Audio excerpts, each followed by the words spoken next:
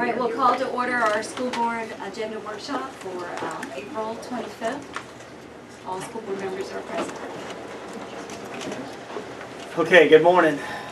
Thank you everybody for your patience. We had to attend an awesome Celebrate Clay breakfast this morning held by the Reinhold Foundation, I believe, and first time for me being able to attend, and what a special opportunity to acknowledge some great programs, initiatives, volunteers, and leaders within our county who give back so greatly for community service. So I would say that Orange Park High Schools was acknowledged for their work in reference to what dignity you wear, in reference to their give back to kids for clothing, foods, and articles. So a lot of celebrations we had this morning. And don't forget the elementary music. Yeah, music was and then I think it was one Project Reach, and Clay Behavior was outreach for what they do for our county as well. So many celebrations, and thank you all for inviting me and things like that. Before we get started, I want to make sure I introduce everyone to our new the school board's new attorney, Mr. David Dagda. Good morning, all. I'm very happy to be here, as I've told many of you here, and I'm looking forward to joining the team and being part of continuous improvement. I know I shared that with a lot of people in here, this guy. Yeah. And so I'm really happy to be here and building on that which was already here. Thanks. Thank you, sir, and welcome aboard. Okay, we'll start on C1, minutes of the workshop meeting for March the 27th. Anybody has any questions? We'll push through it. C2 is the Bradford County agreement. This is a current agreement that we have with Bradford County for us to be able to accept students in that area for our county. I know there were some questions about whether or not we actually really needed to have it due to controlled open enrollment, but this just really continues to protect us, and this is just an ongoing agreement that we currently have. It's both ways, their students and our students. We're trying to recruit their students. C3 is the E-rate contract award. This is all about wireless. This is where we apply for federal funding, and we receive funding to really help us to move to a wall-to-wall wireless initiative in our school district. Mr. Bunkley and his staff, and Mr. Hendrickson and Mr. McCauley have worked hard to make certain that we generate some funding in order to really get to a part where we're really efficiently ready to use the equipment that we purchase in our schools and really have wires or additional wireless access points throughout our schools. This is federal funding where they have 60% of the money, 60% they provide, and the school district is asked to provide 40% of that money. So it's additional fundings that we can use in order to create that excitement and awareness that we need as we transition to accessibility in the 21st century with technology. Mr. Bunkley, anything that you would? No, sir. Once if the board approves the contract, it has to be reviewed one more time by the USAC schools and libraries. And I know one of the things is the outs on a contract. If it's not approved, then the contract's immediately canceled. And at any time before we make purchases, we can immediately step out of the contract as well. So I know that was one of the things you'd asked to be brought in contract. Any questions? This is good for our district. C4 is the extra DES contract. As you know, we brought the contract to be able to work with DES in order to identify employees to help us. This is actual contract for a gentleman who works with us currently and helping us with the conversion from our current program to the new ERP program. This individual will be on a contract to help us make certain that everyone that our payroll is transitioned and our system is up and running, so we don't miss any paychecks for moving forward as this conversion takes place over the next couple of months. It's been very rigorous for Dwayne Weeks and his team to make certain that we have all the information necessary to upload personnel identifiers, salaries, so this conversion can be as clean as we can possibly. And this gentleman allows us to continue our work from terms to our new ERP system. Is this contract for the full year? No, ma'am. This contract only is, I believe it's hourly. Let's see. The original contract was approved in July. This is an amendment to that extension. But in July, wasn't that the second time? Like, how long has this been ongoing? This is like 2.5 years now. Weren't we told 6 months when this first came to us? Mr. Hires retired in July of 2015 due to family circumstances. The conversion and the purchase of the SunGuard system didn't even start until a year ago. And over the past year, we anticipated this amount and the conversion being done by July. There was some transition that occurred with new board, new superintendent, and there were some other additional duties that came up, such as performance pay that required Mr. Hunter's time. So do you anticipate this to be 6 Our months? yeah, or our how? timeline is July of this summer to complete the conversion. Yeah. But I would remind the board that while the goal is July 1st, the conversion itself is really going to be a series of firsts over Right. that year, where terms will run parallel to the new system, allowing us to make sure that if there's any blips in the system, we can still pay folks. Yeah. That seems to be the important And- part. So Hopefully- that's why the contract is for next year. Yeah, so, I mean, from my staff knows, completely understands that once we feel that we're confident and comfortable with this conversion transition, then we know that this contract will go away. I've been open with that from day one with staff, and they know my expectations with this. But we want to make sure we're there and we're good, and we're building succession management with our team being able to be trained and understand the program so that we can continue our work with the people who are currently under our umbrella. So DES. Next is the consent agenda. Please note that there are a few resignations that we have in staff. I think that you've been aware of most of them along the way. I've tried to keep everyone aware. There are 2 job descriptions I'd like to bring to everyone's attention so that you are aware of them. The first one is the Business Automation System Coordinator position, BAS. This is a position that I believe we truly need. I think at one point it was brought to you in October, and the board asked to kind of let us get in and see if we actually need this position. You know that we have a number of electrical technicians in our system. This position will allow us to really have someone to lead that work as it relates to HVAC, electricity, ventilations, and also looking at all of our video analysis systems and helping us with create security designs within our organization. We have a lot of work to do as it relates to all of this, and I will speak with you individually after this meeting about some additional benefits to this position, but I'd rather do that one-on-one. Any questions that you may have for this one? The second position that I'm bringing for job description is a revision of a Director of Elementary Education. I believe this was once brought to the board back in 2014. This position, bless you, this position will help drive the work in elementary education. We are going to eliminate the position of supervisor of elementary as it relates to reading and ELA. In addition to that, we are going to, halfway through the year, we have a supervisor of elementary education that drives all the work with Title I that will be retiring mid-year. So we want to make sure that we're going to take those 2 positions and collapse them into one. And this will provide an individual to continue to work and focus on the work with implementing, taking on Title I, taking on reading initiatives. So we'll take 2 positions and create one. To be honest with you, this will allow us some time for succession management as well, because Ms. Chastain does good work in our school district, and she's been here for a long time working with our staff and doing a lot of our initiatives. And this allows some overlap for the half of the year that she's here, along with taking on additional responsibilities related to us cutting the supervisor of reading ELA position that we currently have for elementary. The 8-12 reading plan, I'm assuming that's not grades, 8 through 12, that's something different. Is this? The change here, comprehensive 8-12 reading plan. Yeah, we actually want to create a reading plan that really services, it should be K-12, I believe. And that's gonna fall under the elementary. Yeah, it should be K-12. That person will work side by side, Mr. Connor and Dr. Stallman, to work through that process.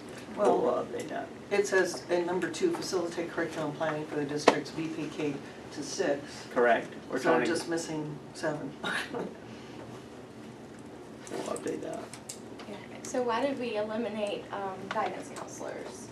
So it says it's struck through provide district level support for elementary school guidance counselors. Yeah, we already have a support person that's working with guidance counselors internally. So this person will not focus on, they can be as additional support, but this person will not be trained in helping individuals gain access to students. So this position, we have a person internally that can do all the work with the guidance counselors and making sure we focus on mental health. And then additional, we'll have Mike McCauley's shop will continue to work with guidance counselors, provide additional wraparound services. But this person will focus on curriculum, reading initiatives, focus on monitoring Title I programs, and continue the body of work through K-6. Do we have an application for that? So why are we putting them in charge of 8 through 12 if they're in charge of K through 6? That's going to change for the reading plan. They're not, it's all elementary. So are you saying Mike McCauley's in charge of working with the guidance counselors? Mike McCauley's shop will definitely for mental health. I have been, For mental health, for mental health, that's exactly what should I happen. was trying to, when you said you've got someone in place to work with guidance counselors, I didn't know Who who is you that? were referring to. Who was the we person have a that we? specialist at the Yeah. district level, Dana Brock is our point of contact. And she's a specialist? Or what's She her is title? a 10-month specialist, Mr. Brodsky. Yes, you can. She's a specialist. We'll find out if she's 10 or 11 months. But she's a 10-month specialist, I know for sure. A specialist is 11 months that works with guidance counselors currently. And she'll work with all guidance counselors? She does currently. Continue her work with that. Okay. Let me ask something, this is a little bit off, but Sure. a few months back, and it was too early to ask for an organization chart. Sure. Because everything is in flux. When the time comes. Right. And God knows when it'll be, but when the time comes, I still want an organization chart to figure out I agree. who is Sure. where and who reporting to who and how the hierarchy works and who is under who. Yep. Because I don't think I'm the only board member who is really confused about this. And So- we got some. in Yeah. Well, we February, got a and piece. I never discussed them. We got a Yeah, piece of it. so Right. you did. So in February, you received individually my forecast of where I wanted to go for the organizational chart. As we continue to develop and better understand everyone and their roles and responsibilities, I think it was unfair for me to give you anything additional until now. Right. I do think it's fair we're in that time, in that window. I am ready and prepared when we set a date for the budget workshop. I think the org chart should go side by side along with that, and we're ready to go with it. So we have a couple things that we'll ask for today. Ms. Garricus just asked if we got an allocation for this elementary education position. The answer is no. It is on the request today. So, but it will show you that we will be deleting the supervisor of elementary education and then only compensating the individual who's working half a year and retiring we'll be deleting that other part of their salary to create this one. Yeah. It's just, in years past, when things weren't changed so drastically and I job think it's a fair question. and job titles have changed, so, you know, I have to get used to operations and climate and Yes, ma'am. culture and different verbiage that Fair. we're used to. But in the old days, we would have we'd have graphs, charts, the way it was right now, the way it's gonna be next year. We can say, we added one, we deleted one, this one went up, this one went down. If there was to be some kind of way to compare where we were to where you want to be, Sure. that would sure make life Absolutely. simpler, right? And in that Yes. presentation that we do in May, you'll get an org chart that cancels out positions that we deleted, and then and then highlights positions that you have already agreed to add, and it will also show you where we are financially. So Because you're, I think where we are is we don't know, you're saying we're deleting this, deleting that, but we don't really know if we are overall adding, subtracting, how much more it's costing, how much less Yeah. it's costing, how many more people do we have? You know what Yes, I'm ma'am. trying to ask. Yes, ma'am. I guess so fair. you're going to do a presentation for us with org charts at the board meeting? Not at the board meeting, in a board workshop. As soon as you're ready in May, and I think we're a couple weeks away from being ready. You just give me a date in May, and we'll do a budget workshop where I will go over all of the analytics of our budget from every function, every fund source, how we're using that fund, how we're using it differently from 16-17 to 17-18, and then I will embed the org chart that all the positions will be have been approved by then, and it'll show you the reorg of everything. It's going to look somewhat all like what you have currently now. To be I guess from my perspective, what I'm getting at is that it's difficult for me to justify approving the allocations when we don't know what the financial impact of that will be. Sure. Because that's ultimately what our responsibility is. So. Which allocation? This one here?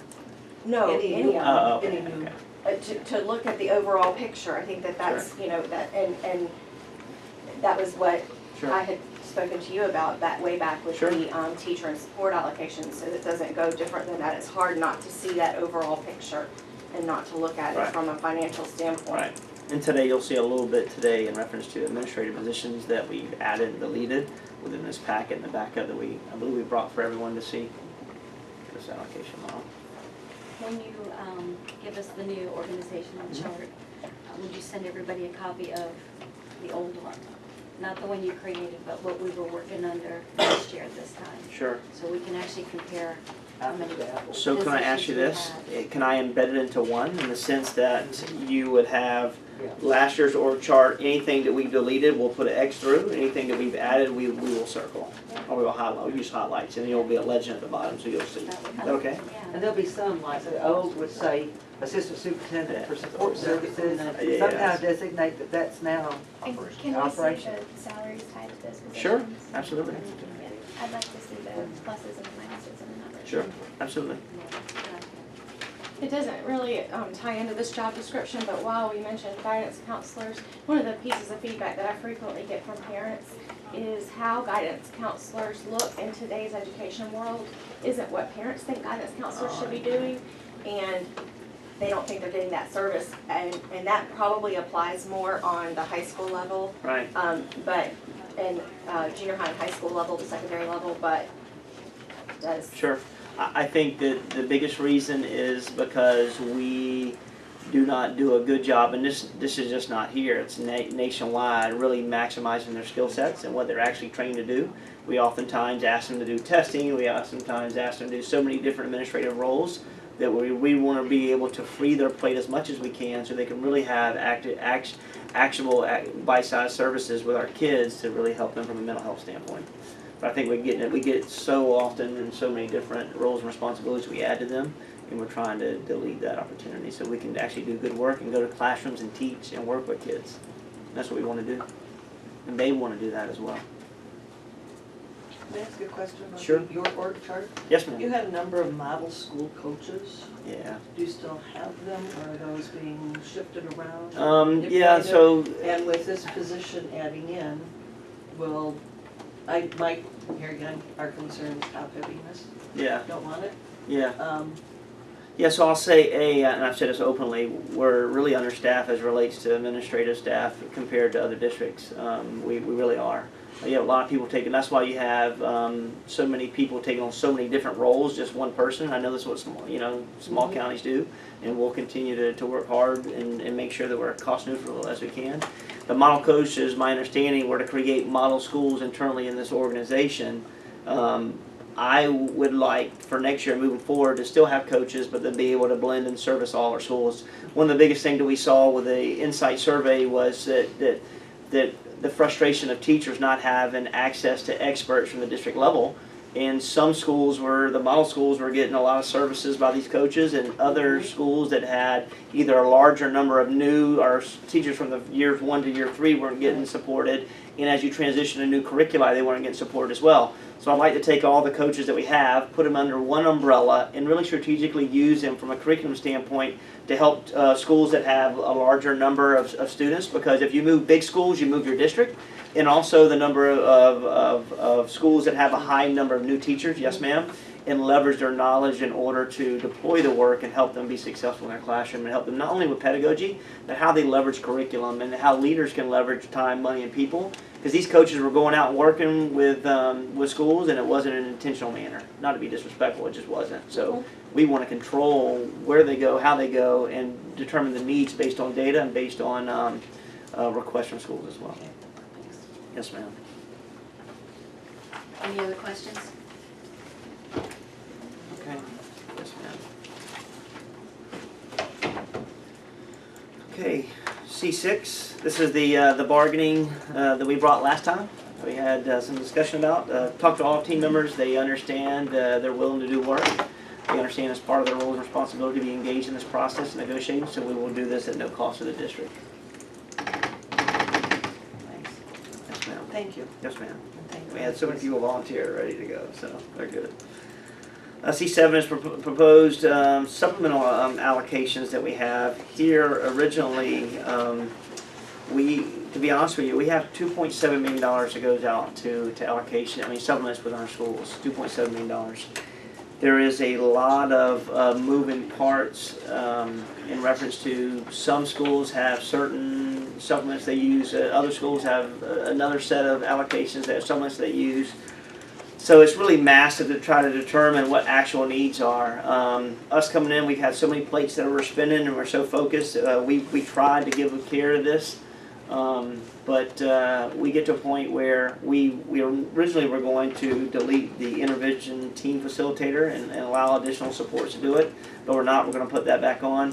One thing we saw is that high schools and junior high schools had a number of department heads within their schools. Some had 10, 11 department heads, while others had 6 or 7 department heads, and we didn't believe that was fair. It was inequity. So we identified that junior high schools will have 7 department head supplements that they can give, and then high schools will have 9. That deletes probably around 11 overall in the district. That way that we have controls on it, and we're just not allowing someone to go out and say, well, you're department head of this, or you're department head of this, and we want to do 4 core content areas with literacy, math, social studies, and science, and then you'll have your electives, and you have your ESE, and then we'll give the school one to determine whether or not, one at their discretion, determine not who they want to make a team lead, in order to drive the work. So that's at the junior high school, and the same thing as relates to the high school module. We deleted, this packet deletes tech supplements that some of our schools who already had the tech teacher at their school. We deleted that supplement because if you have a tech teacher, you don't need a supplement. For schools who did not have, there's 6 schools who did not have a tech lead that we talked about at one of our meetings. We gave them the tech supplement to use so that someone can be a problem solver on campus. Additionally, we deleted at high schools freshmen and senior sponsors because we know sophomore. Sorry, it's not senior. That's right. Gotta have juniors and seniors. So freshmen and sophomore, and not that they don't do work, but the body of work is really done for juniors and seniors. We do create excitement in the freshman and sophomore class, but the greatest work is done. And we saw inconsistencies of who was using that supplement and who wasn't using that supplement as well. Additionally, we only had 2 schools, and we talk about equity. 2 of our elementary schools out of 26 were using a student council supplement. We deleted those 2 because it's not fair for 2 schools to use them and the other ones not to use them. And then we have at the secondary, we had one school in Keystone who did not offer a wrestling supplement, nor do they offer a soccer supplement. So we are making certain that we bring those back, and I believe that's an athletic team. Is that correct, Mr. Brodsky? That's correct. We want them to be able to compete, and they should be afforded that opportunity as well. So ultimately, where we originally thought we would save around $100,000, we're saving around I think $50,000 or $60,000 with this control. I will tell you, deeper analysis and work has to be done with our supplements at the district level. $2.7 million is a lot. There's a lot of supplements we're given to individuals, and why I respect their work. I believe there's deeper analysis that has to be done, and I believe that me and Ms. Pivell will do some work tomorrow during a one-on-one meeting to talk about it. We've already had a little bit pre-conversations in the last yesterday as well, but we can go deeper and do better in reference to the supplement. To be transparent, me and my staff didn't really have we weren't able to dive deep enough in order for this to be prepared to make the significant adjustments that I would like. But by contract, this has to go to the board. It should have went to the board last month, I believe. Should have been March. So we want to make sure we get it out, and then we will next year. I can tell you openly, next year we're going to look at enrollment of these individuals who enrollment of their activities. We'll look at overall productivity with their what activities they're involved, engaged in, how they impact the community, how they impact their school, determine what actual supplements need to be offered in 18-19, and really to put controls on it. Yes, ma'am. Question, oh, sorry. Go ahead. I was just going to ask a couple of quick questions. Elementary school, The supplements are discretion of the principal, I'm assuming? Yes, ma'am. They, So I if you think have a there's safety application patrol process. supplement, Yes, having ma'am. been in charge of the safety. Yes, patrol, ma'am. I didn't Get it? You want a retro? Can we retro? Also, the, Say no, Dr. Lookup, say no. Can we retro? I mean, how many years did you do that? And how many years ago? not so long ago, sir. Listen, you can fight for it. I think, and you're probably, I just just was want at to the go to the lawyer, you probably, elementary school. you probably should nag it, you already got it. Also, instructional secondary, I see one music festival, and I don't see anything for elementary music, Yeah. which got one of those awards today, because they're really understanding they're not going to be getting. It's just, yeah, it's a supplement that wasn't used in the past. So we didn't go and look to add additional supplements, but we can look and So, see. and this may not be a supplement per se, and I'm wondering which music festival. Which school is that? It's instructional secondary, it's generic. One district science fair coordinator and one music festival. Is it We have a concert band every concert, we have, well, that would be a, no. I can look because into that's that and get about feedback.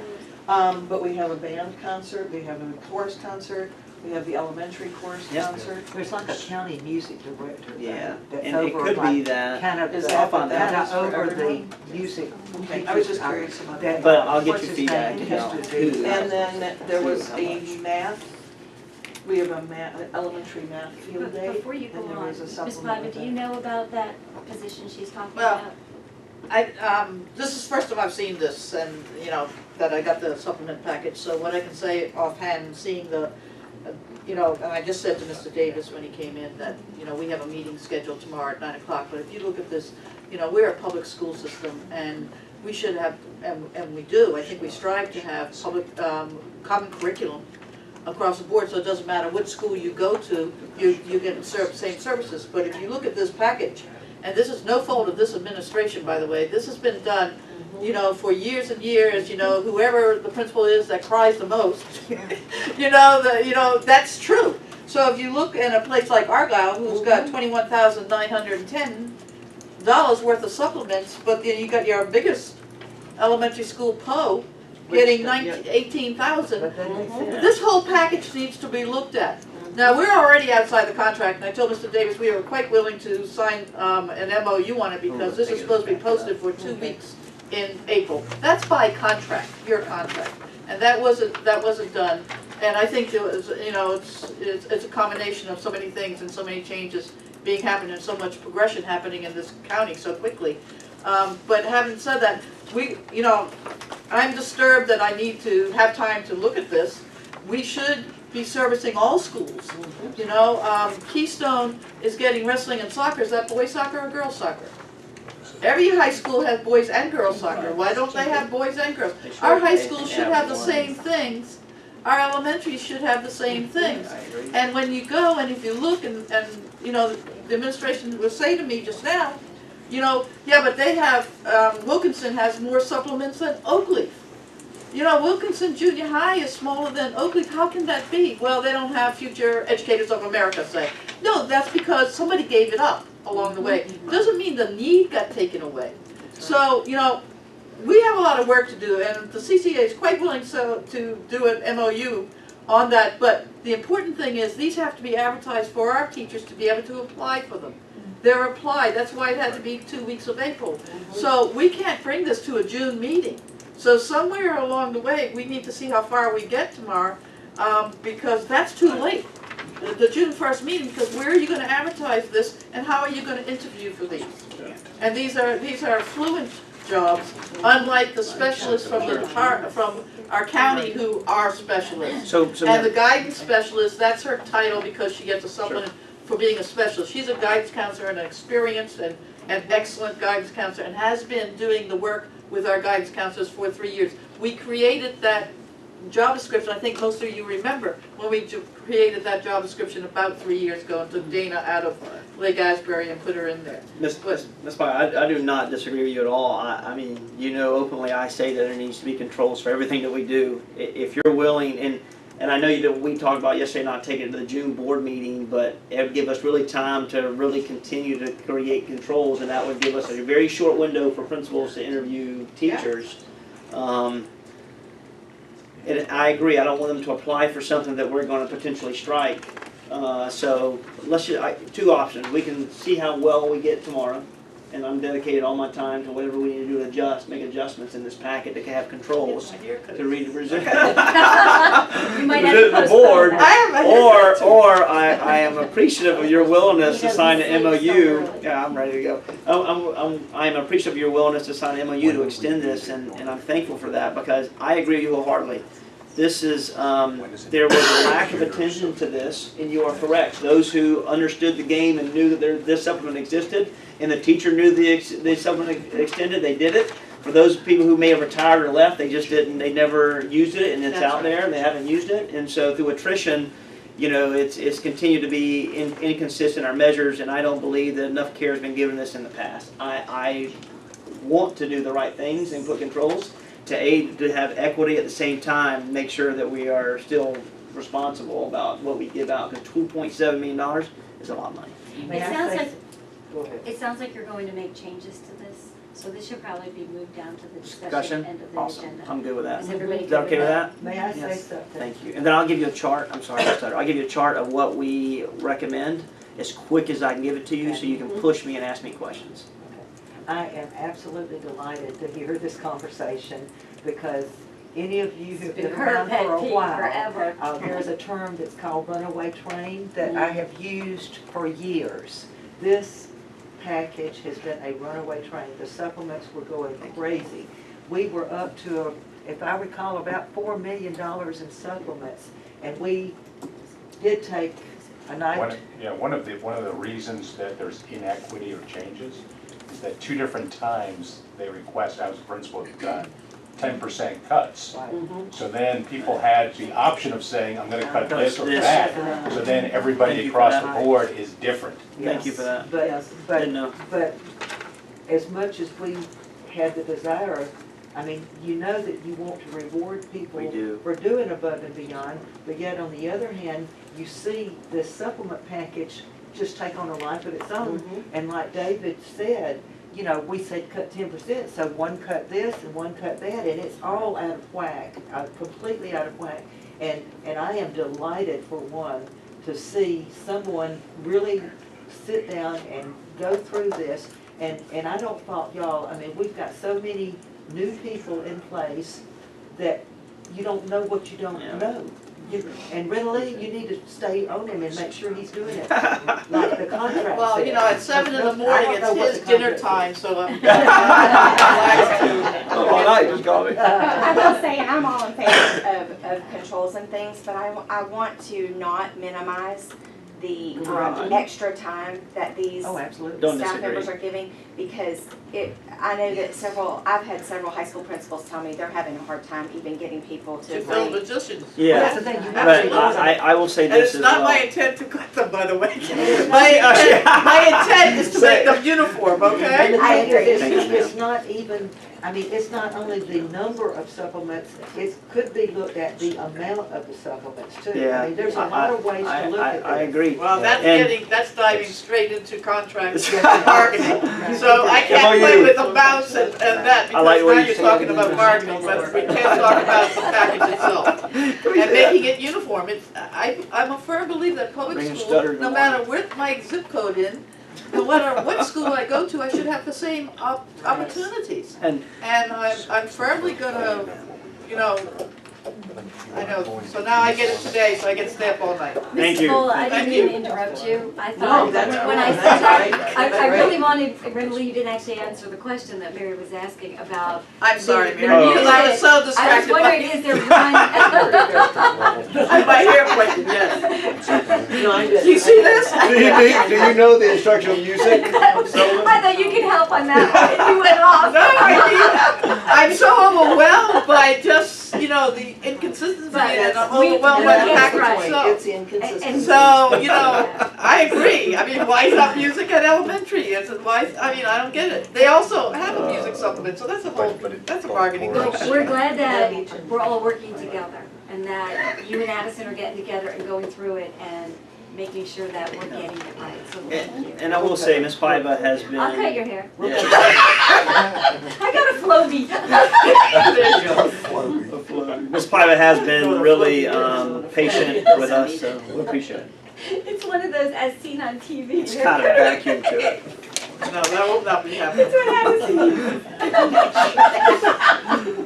That's what Wayne's World. I'm sorry. Okay, get back to the agenda. Alright. But I didn't mean to interrupt you, Ms. Paul. If you have more questions, find out, please Ms. go right Paul. ahead. Thank you. All right, the next one is renewal for the 17-18 list of physicians for Medical Families Authorization. This is where we send individuals for physical examinations and drug assessments. And this is for basically support staff, for bus drivers and cafeteria workers. Just a continued list. All right. The next item is SIPS, which is our Systematic Instructional and Phonics Awareness Program. As we talked about, we've had a piecemeal solutions to our phonics programs in this district. We have schools that has phonics for reading, we have schools that have PALS, and schools that have SIPS. So this is for us to kind of narrow our focus and really have one program so that we can really determine our return on investment financially. And this is not a program that Addison Davis selected, this is a program that teachers selected. We brought a committee of teachers for them to come in and to work. To look at all three that they currently had, because I didn't want to bring something new. I wanted them to bring something that they felt that they had some research behind.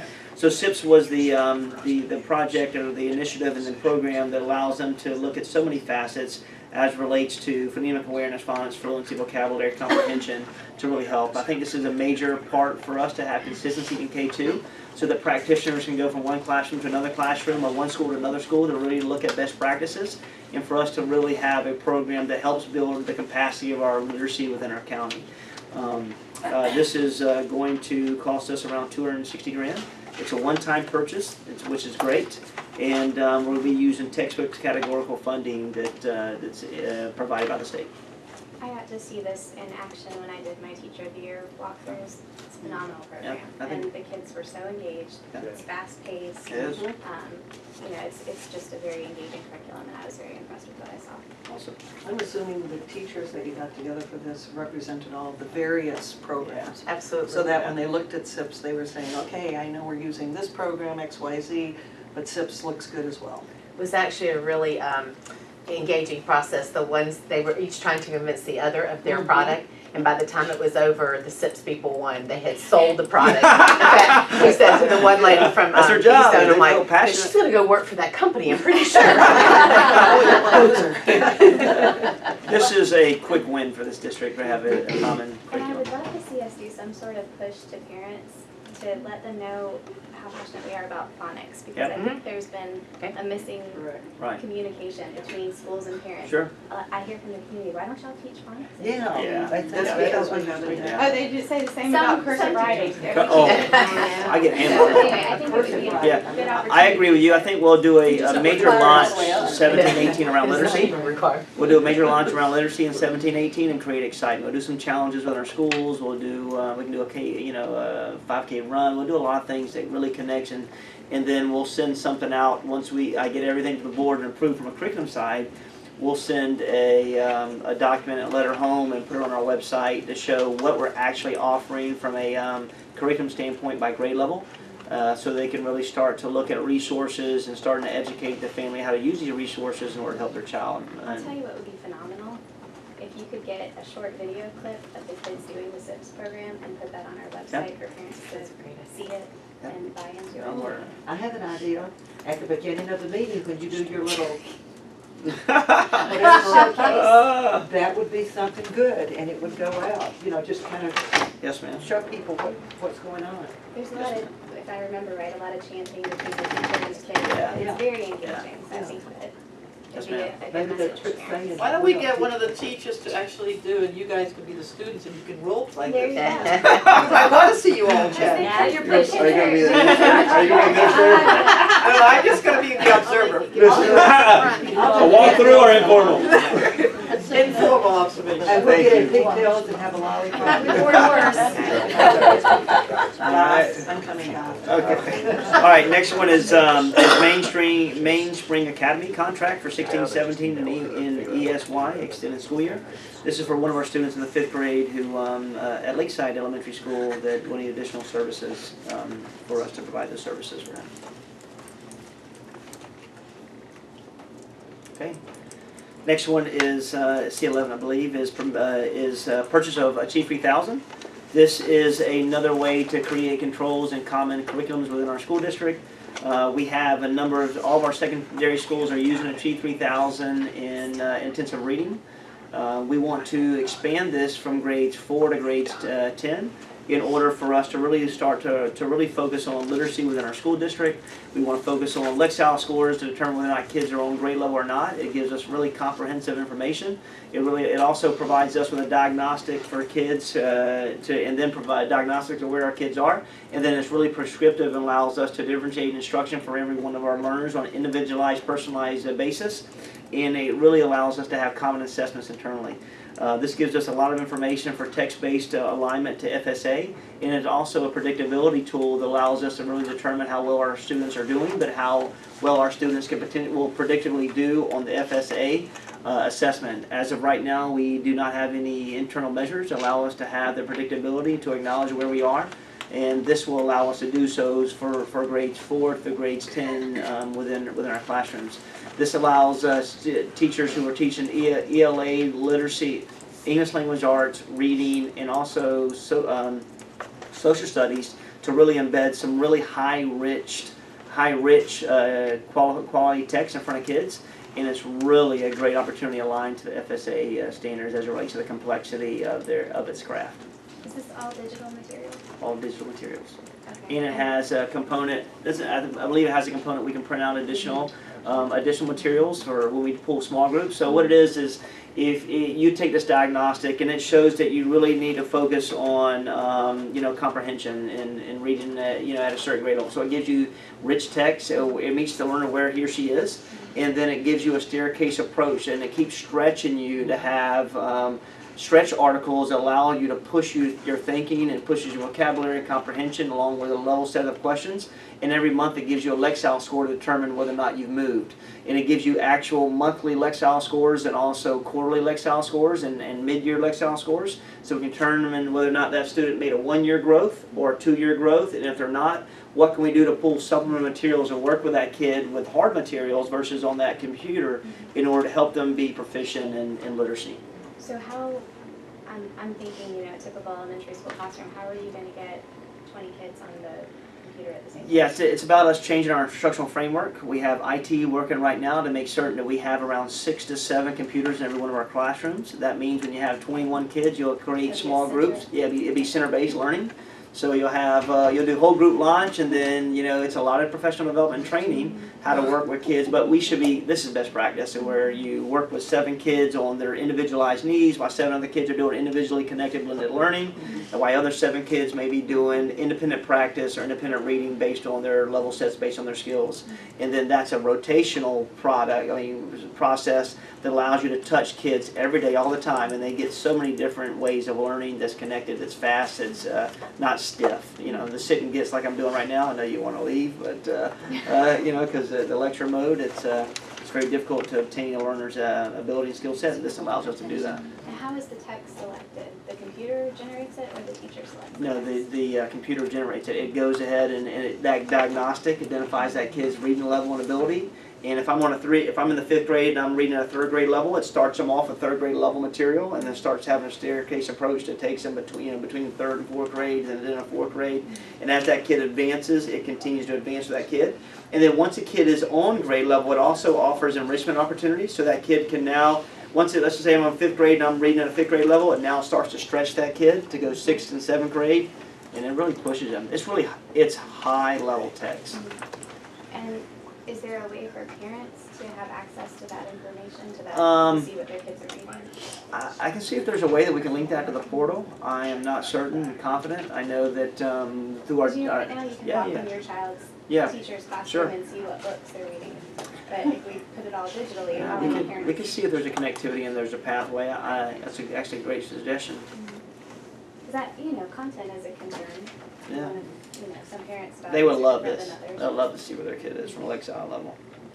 And then, Content as well. you go ahead. So like if you are, I'm thinking from an ELA teacher standpoint, if you're reading a novel, let's say you're reading The Outsiders in middle school and you want to go ahead and give your students some background knowledge into the times of the 1950s, you as a teacher are able to go ahead and search some of the themes in the novel, and it's an informational text base. So then you can go ahead and say, okay, this is great. It has something like just an article about maybe the time or the economy back then, and you can push that out to your students. So when they get on, it's automatically, everybody's reading the same article. It's just on their right there level. So, I have a few questions. Yes, ma'am. Okay, so, you said we don't currently have an indicator of how students will do on FSA. That's what we thought we were spending the Performance Matters money on. So, that's a question. Yeah, so Performance Matters, you bought Performance Matters to have some subsets of assessments, and most of those assessments are teacher created or district created and district created and made. And when we did our analysis, we found that that most were not aligned and gave us accurate predictability. That's why I ceased the assessments, not in additional assessments. It has a limited bank of questions. It doesn't have sufficient bank of questions that we could use to really have high quality assessments within our school district. So is that money then for next school year going to be spent on this, or do we have to pay out that contract, or how does No, that- you need Performance Matters in so many different ways because it's a hub for so many of our matrices that we want to put in. We want to link all this data from Achieve 3000 and potentially iReady, because some of our schools have iReady. We want to link that all together so you have one data warehouse to capture information and it talks to each other. We do want to teachers to be able to upload their own individual assessments if we can, and we do have assessments that we will offer next year that we want to try to link as well. Okay. And then, so currently, as a parent in Focus, you can see how your student has performed on Performance Matters. So to Ms. Gilhousen's point, I think it would be valuable for parents to be able to see these Achieve 3000. And here's why I'm asking it, because on the course selections papers that parents signed for middle or for junior high, high school classes, it said on there Achieve 3000 scores will be used for placement of your child in either advanced classes or regular classes. And that was extremely concerning to a number of parents. I got a lot of phone calls on that because they said, what is this? Where's it coming from? Who's deciding? Does the teacher have input? Even though it said on there it's a combination. And I think that can lend itself to an overall parent education within the district to say this is how we're placing kids and that we're consistently sticking with it. Because whether it's that your child gets put in Algebra 1 honors as an 8th grader, or whether your child is being put in an advanced reading group in 3rd grade. Parents want to know how it's being done, and you know how parents get competitive. And then they think their children are geniuses, and we know they are. But that is one thing that I think that can be helpful, so parents know where this data is coming from. Thanks, Fair. Yes, ma'am. The text that is available in Achieve 3000, is that all from the Florida approved list of text? It's aligned to the Florida standards heavily. I believe that, I think the last time we did assessments, around 88% is accuracy for predictability and alignment with the Florida standards. I'm not sure, I mean, the content. Content-wise. The list of books that are approved for the state. It's from the Associated Press. Most of the articles come out of the It's Associated articles. Press. It's all informational. Yeah. It's all information. All informational. So it's not literature, it's information. That's why Terry was saying, if So you're it's reading a articles. novel, you'd accompany it with informational text from Achieve 3000.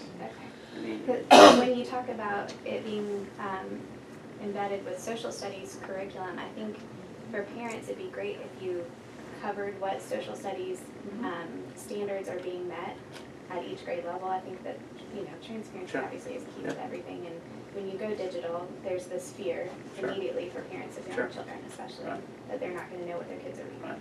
So this is just addition, and this is just additional resources they can use, and it's really rich information.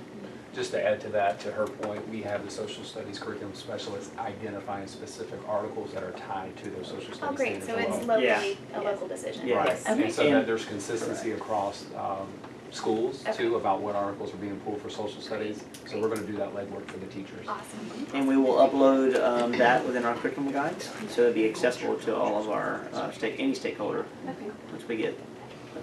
It'd be great to see this program in action. Can if you want to see it. It Wanna actually go is, I have seen it in action at Wilkinson Junior High.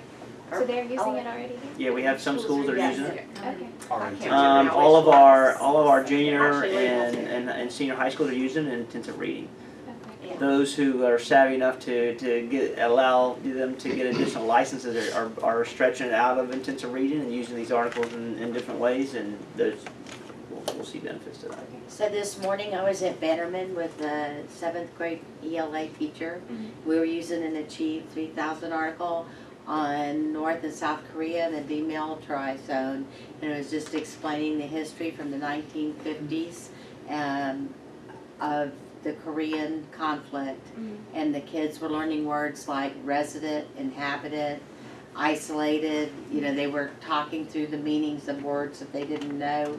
But it was just informational text from Associated Press To give them some about context. a current events topic. So the articles you said are coming from national news journals? Absolutely, yeah. Okay. And they're updated daily. I mean, it's as fresh as today, you know, the informational text that can be pulled. Is there any science involvement with this There's not. for informational text? I don't believe, There- in an additional to, I think it's an Yeah. additional purchase that you have to go There into. are science articles and you could align curriculum from Achieve Well, I'm thinking 3000. of the 4th, 5th, 6th grade. Absolutely, they could Because they pull, need the they could do science. some searches and align it to standards. It's really not difficult to find articles that Mr. align. Connor and Dr. Stallman, I know that there is opportunity, but is that additional cost or is that embedded with what we are purchasing? No, it's a part of the program, yeah. Good. And one other question, in Performance Matters, you refer frequently to teachers using it. Teachers do want to use Performance Matters, and they want to be able to assess or access the Yeah. questions within that bank. Yeah. We went through training on how to access the questions through the bank, and Yes, then we were never able to actually secure the test. We were never actually able to test, to use it. And I'm not certain where that all comes down. Yeah. I don't, there are some values to Performance Matters that we were attempting to use, particularly in math. Yes, ma'am. And we weren't able to follow through on actually creating the test. Right, We got to that stage and it was like, okay, no, you're shut out. right. So I don't know where that is in the operation of everything, but I have had teachers who've asked me if that's something that would ever be made Yes, ma'am. available. What we'd love to do and we aspire to do, but the conversion is, the ERP conversion is so great, but we're gonna work with Steve Amberg to make certain that all of our curriculum guides, that we can give suggested assessments into the module and unit assessments, that we can give them a bank of questions they can use at their leisure. And they know how to get into Some of the it. questions that we have in the PM assessments that we gave a scale of the district, we may want to take some of those and protect those to have some additional, if we ever wanted to do a benchmark assessment of the district. So, but teachers wouldn't have access to that because we want that to be protected questions. Sure. But I agree, we should have a bank of assessments so they can have access to. I'm taking that information down. Because it was, Figure yeah, it that was intentional. Mr. Superintendent, Yes, ma'am. next year, we have intentions of putting a block of ELA, blocking ELA and embedding social studies in that block. Is the intention to use Achieve 3000 for the embedded social studies curriculum at the elementary level? The answer is, it could be a possibility. When you get to a part that has so many number of informational texts that they could use to drive to help with that process. My understanding is that today I'll bring to the board to open up elementary textbook adoption for 17, 18, or 18, 19. 17, 18 to look at elementary. But as of right now, it could be used as a tool during that time frame, and we can provide professional learning side by side with that. We adopted social studies this year, correct? we adopted secondary. Secondary, Which have would we not adopted any elementary social studies? Yes, so the elementary social studies teachers have vetted product, and they are making a recommendation that will come to the next board meeting regarding what they want to use. There are a couple of things. One is DBQs are going to be added into the 3rd, 4th, and 5th grade, which For all schools. yes, They love it. and they have been aligned They love with it. the social studies standard, and they've been implemented into the curriculum guide, so teachers know exactly when to use them and how to use them with their time. We also have aligned Achieve 3000 articles with the social studies standards as well, so those are being embedded as we speak into the curriculum guide, so teachers don't have to go figure it out. It's one-stop shopping. And then the third piece is we're looking at they've looked at a product called Teacher Creative Materials, which is DBQ-ish. And it comes in a box, and it has all the documents and artifacts so that the teachers can just pull it, use it, teach from it, and embed it. The concept of embedding social studies, so that everyone knows, is that it is teaching reading in the content area versus in isolation. So social studies is nonfiction content. So why not maximize our instructional time by using it that way?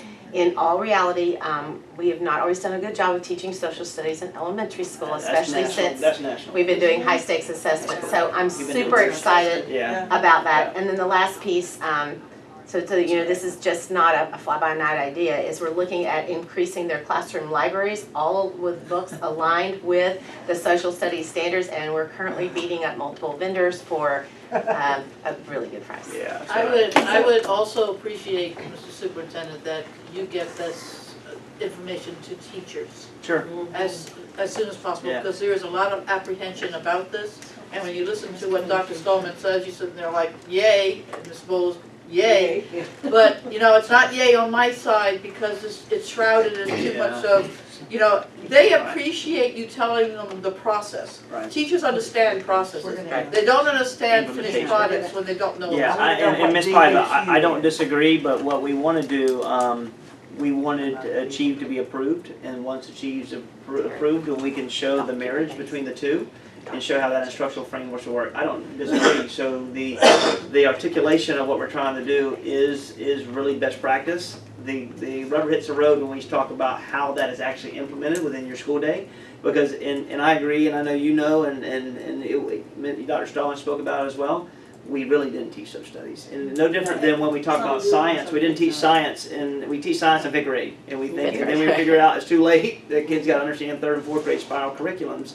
So we're just trying to embed it in a fashion where it's covering Because the content. flip side to that, Mr. Davis, is that principals go and start talking about timetabling when they don't understand that you're embedding a block of ELA, and they're like, wait a minute, I can't fit 362 minutes into the school day, because they're at the back end of it. Right. And we have to be more at the front end of this, so it alleviates No, my job. I agree. So I think one of the Maybe times eliminates my job if we can I do it this way. know. I think that y'all have some time on task coming up. Yes, we do. Some time to meet, and in those times we want to talk about scheduling. We want to talk instructional frameworks so we can see the big picture, so that everyone will be a better understanding. A big massive wave of professional development will be sent out here in the next, I would say, week or two, of what we're going to do from a summer perspective, and what we're going to offer our teachers as it relates to curriculum and what new implementations we'll have for whole group tier 2 and tier 3 as well. And then you'll see that it may seem like it's a lot, but we're going to protect K1 a little bit more than what we were originally going to implement. So we're going to be very strategic about what we offer, so it's not a bunch at one time. It'll be very intentional, and then we'll have a phase-in for 18-19 for some additional curriculum implements. Yes, ma'am. May I have a question? I am not a teacher. What is DBQ? It stands for document-based questioning, and it's where you look at multiple documents, ask critical questions, and you come to an analysis and a synthesis of what you're seeing. It's a prep for getting ready for SAT and ACT. And our district has been super forward-thinking in doing that work in the elementary grades. Typically, we hold off until the secondary grades to do that. So the teachers that I've interacted with love it, and we have some really good support at the district level with Kelly Watt. And However, it's only been at the Title I schools. Right. Correct. So those of us who People have are- the Title I schools, we're going to social studies meetings, So- and people were lauding. People are taking this information. DBQ, This we're like, is, can you send it to to me? this point, I mean, we didn't hear that. this is a celebration for Clay County. This is something you got right. This is awesome. So, this is something that teachers are going and begging for. right? No, I'm getting this right. Things right. This is what this is greatly, I mean, this is great practice, and teachers are starving how to get it, so they're I'm not gonna talk about it on camera, creatively, finding ways to get it done. I We're have gonna one help other, them. I have one other question that's a little bit off, but I'm just curious, and I'm gonna ask before I'll forget by the time we get through all this today. I know in growing up back in the Stone Ages, you know, one year we would have like Alabama history or Georgia history, Yes, depending on ma'am. where you live. Then you'd have your U.S. history, you would have your world history. And what I want to know is, when do we teach Florida history to our kids? Fourth grade. Yeah, it is. Fourth grade, that it's hasn't a- changed it- since dinosaurs. Yeah, and it's a requirement for us to implement. Here we have Buzz. And the reason, U.S. history, fifth grade. okay, So but all they get of Florida history is just whatever they get in fourth grade? I mean, that's it? That's about That's across about the it, state yeah. of Florida, And, that's. I mean, that's requirements, and then, Is there we more? go to civics in 7th grade, and we go to US. Wait, I mean, some things don't change, but I wonder. I mean, if it's something we want to create a highlight and an uber focus on, we Well, can do several that. years ago, I talked with Mike Wingate about it, because I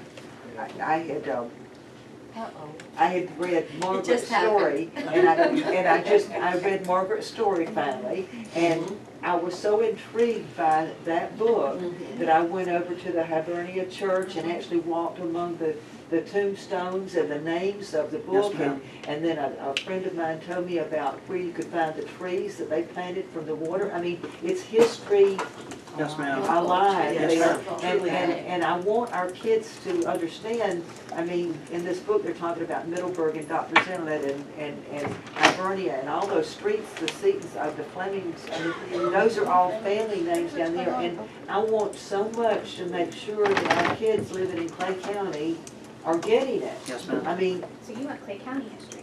I want Clay County. Yeah. I'm good. I want I'm gonna have to Clay take County. that class myself. I'm gonna have to sign up for that. I think Mr. Davis should sign up for Clay County. I do, me and my whole staff, we probably all need to go. But I really wish that you could embed Clay County history.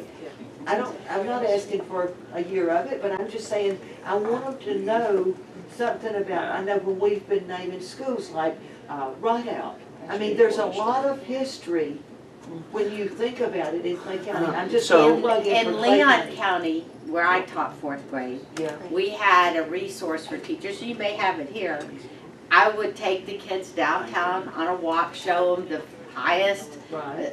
skyscraper ever built with 1940s in Tallahassee, showed them where the Indians attacked the Chamber of Commerce, but it was a unit for Leon County fourth grade teachers that had everything you're talking about for Clay County for teachers to use, so that we just I mean, might like if you explore. go up to County Hall, there's these gorgeous pictures of how Orange Park used to be and how Kansas, I mean, So, I think our kids that's ought to awesome. hear That's that. awesome. Ms. Cutter, I will say this, it's actually an So we're awesome gonna have idea. fourth and fifth I mean, I grades. really Carry on. want Clay County.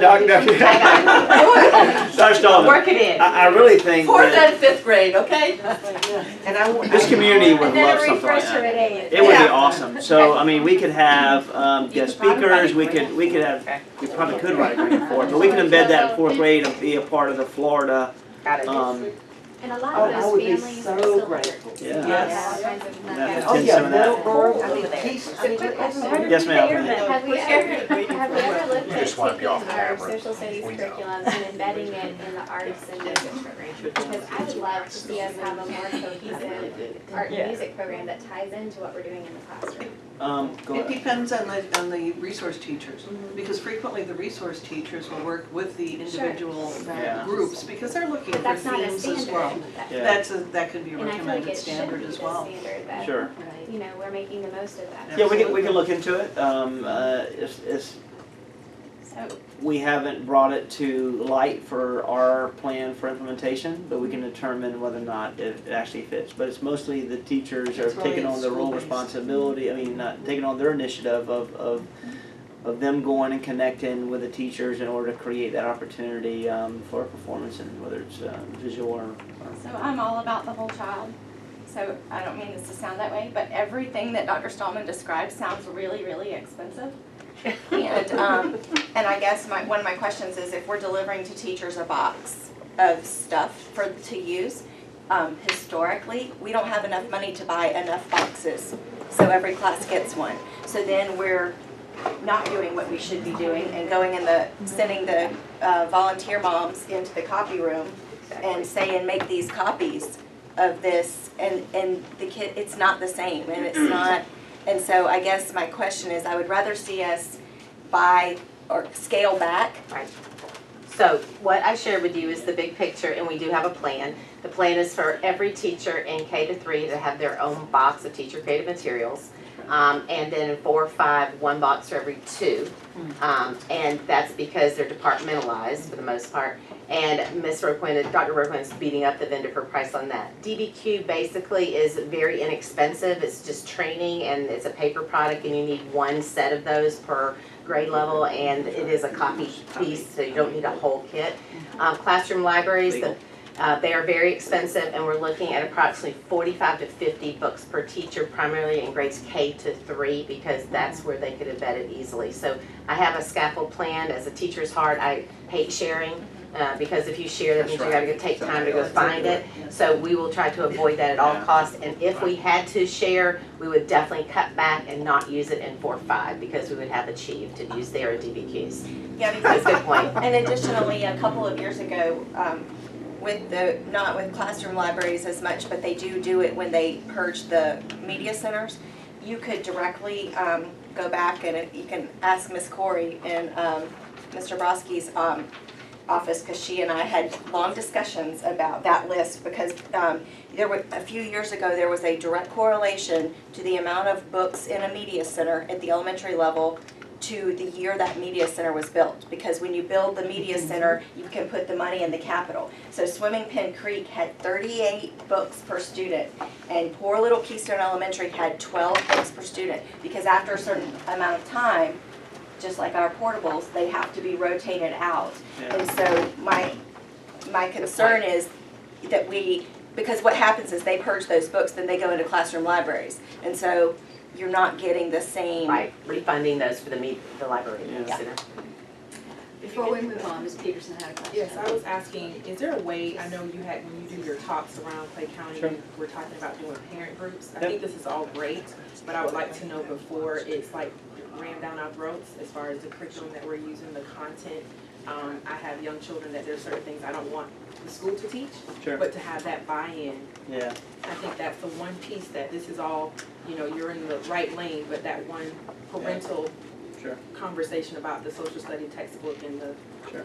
teaching about Clay County, those are all things that I think if we can get that conversation with parents before the board meeting and there's a showcase. Yeah.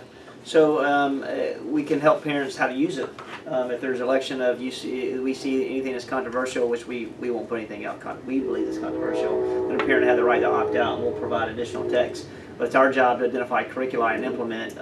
But we can use we'll bring on Parent Academy for 17-18 to really help, and so they can leverage curricula. And I think part of what you could do to alleviate some of that is at the start of the school year, when you do parent orientation at your school, you give the parents a list of the standards that are going to be covered that year. Sure. And so that way they know, this is what we're going to be talking Sure. about, this is what to look for. And if at that point you see something that you don't want your child participating in, Sure. you can have that conversation with the teacher. I think Is that on the school website already? No. Not the topic. Not the topic. No, but And then there's the standards. it out? The standards aren't. And it should be covered in If a certain syllabus. bill passes, we'll have to have public input. Yeah. Well, that's something we need to look at. I mean, that really should be on our school website so that parents can look and see. It should be on the website, but I really believe, just like our student code of conduct, Yeah. I went to school and I guess the Stone Age is now since everything's digital. But there's something to me about having a paper copy of something that, Sure. I don't know. That's how I feel about the phone book. No, no. You want a regular phone book? No, not a regular I'm about to say, phone no. book. The district phone book that I keep I don't even have, I don't even have one. Every record secretary in the district wants a Oh. phone book. Have you noticed So- that nobody is Miss getting Irish, we need a phone book. Green book, right? We- We don't know who's. So I can ask this question because I don't have one either, It's so. too fluid right now. Carl Hendricks is in charge of it, and Carl Listen, let's try to Hendricks. talk. Well, I think it's too fluid right now because Too they many are changes. still. We can't get an they're- organization short. Well, you know, we're going to that 336 exchange and it's gonna be Yeah. totally Changing dedicated to everything. the school So system. That's a After great that's response. done. I mean, it's to the point where you feel like you gotta call you to ask you how you call somebody and where are they? After the numbers Because I are don't done and you use all place this, it's everybody where weird you're anymore. placing, I don't even know which you side know, of the send street out they're a new list of who the principals are, and please send out a phone book. And every, Who does like, the phone book? I don't even I'm not know. kidding, every Well, we record first gotta secretary get our in the district organization wants. chart. Davis, I'll get you one. My org chart's done. I think I have one from It's done. 2012. I think we did We update don't it know when that. I first got here. Right, Remember the green one? But we don't want the big one. No, the small one. spiral. You can't, But it's yeah, should be, changed. I mean, really, I don't know if they know that. it can be, but, it can be, but it's gotta be teacher driven. So it's, but at the end of the day, It's on teacher the- driven it's for them on to the talk about their portal. content. Yeah, but when I'm driving in We'll my be able car, to I'm not upload. looking on the portal. Yeah. I'm just Ms. thinking, Gilhouse? we haven't, like you guys have said, we haven't been teaching social studies. And so, Yes, we Yes, have. we have. well, no, but you know what I'm saying? It's We not haven't beyond the had a- record that we're not teaching Social social studies. What I meant was the conversation that has been going on is that we haven't had. I got you, so at the end of the day, we'll, I got you. I get the We'll be, we'll do this, so teachers usually alright, teachers cover, information during orientation and during their syllabus, but we'll, from a website standpoint, which we're gonna launch a new website by end of June, that we'll be able to, we'll have a whole area for curriculum instruction, and it will have so many things uploaded, and it's gonna be everything will be accessible. I just went to elementary education on our current website to look at curriculum instruction, which is where our Florida standards probably would be located. And no, they're not, there's no key to hook up to the Florida standards. If I were to go over the standards for, and I was self-contained, so ELA, social studies, science, math, the whole 9 yards, for like an open house, I would be handing out a packet like this. It's, when we do, and I'm speaking, I hope generically for teachers, but and frequently when we do give out information, I'm sure. you can't get as detailed, and when you start getting detailed, the eyes glaze over. Sure. And, No, I see so, what but you're saying. it needs, this is where it needs to start, Right, so and if that people teachers can could just say, wait a go to second. this place to see You know, the we're standards. talking cursive handwriting, it is in the ELA standards for 5th grade. But the public. Embedded they way teach down those. in there. Public But it doesn't get taught. I mean, That's what I'm saying. after You've testing, got it can to- get taught, but not before, because it's I not get something. him There is a phone I app get for all hammered. Florida standards I use that it when I walk in class. you can download and have it, it's right here, it's yellow, and it has the silhouette of the state of Florida, and all Florida standards Yep. are in that And app. that's Nicole, something that we can, can on the website, get that's a there. great, That would be suggestion. perfect. So this is what when we walk classrooms, so we're trying to train staff and, oh my gosh. Take that away from Whoa, right, staff? What's this little thing? What a pretty little Just baby. lets you hold it. We're training leaders, principals, to use this app to go in, so when they go in the classrooms, they can see what's actually being taught and does it line with standards, see we have the quality task. Can we put this on our website, is that we can do it now as a scroll, download your app so you understand, we can either do it now or later, but I think that's great. Other parents. I guess my point for the whole conversation is there's such a misunderstanding of what's being taught Yeah. in our schools and what's important to a school Yeah. district to be I taught. agree. So I think that whatever we can do to engage parents in that conversation and educate them on this is what I we're doing agree. in the classroom and make them feel like we're not trying to hide anything that we're teaching your student. Sure. Correct. I think that's a win for everybody. I So- agree. And make it easily accessible, whether it's a paper handout or that this app seems great, but Yeah. not everybody has access to Right. a phone, so, you know. I agree. All right, we're going to the next one, C12. C12, just permission to publish and advertise for social studies textbooks adoption K-5, we just talked about. So, the only thing that I wanted to say on this is that this looks like it was written as if the meeting on May 2nd has already happened, and we are saying what's going to happen in that. See, it says K-5 teachers reconvened on May 2nd to continue working of adopting grades to K-5 materials. But May 2nd hasn't happened yet.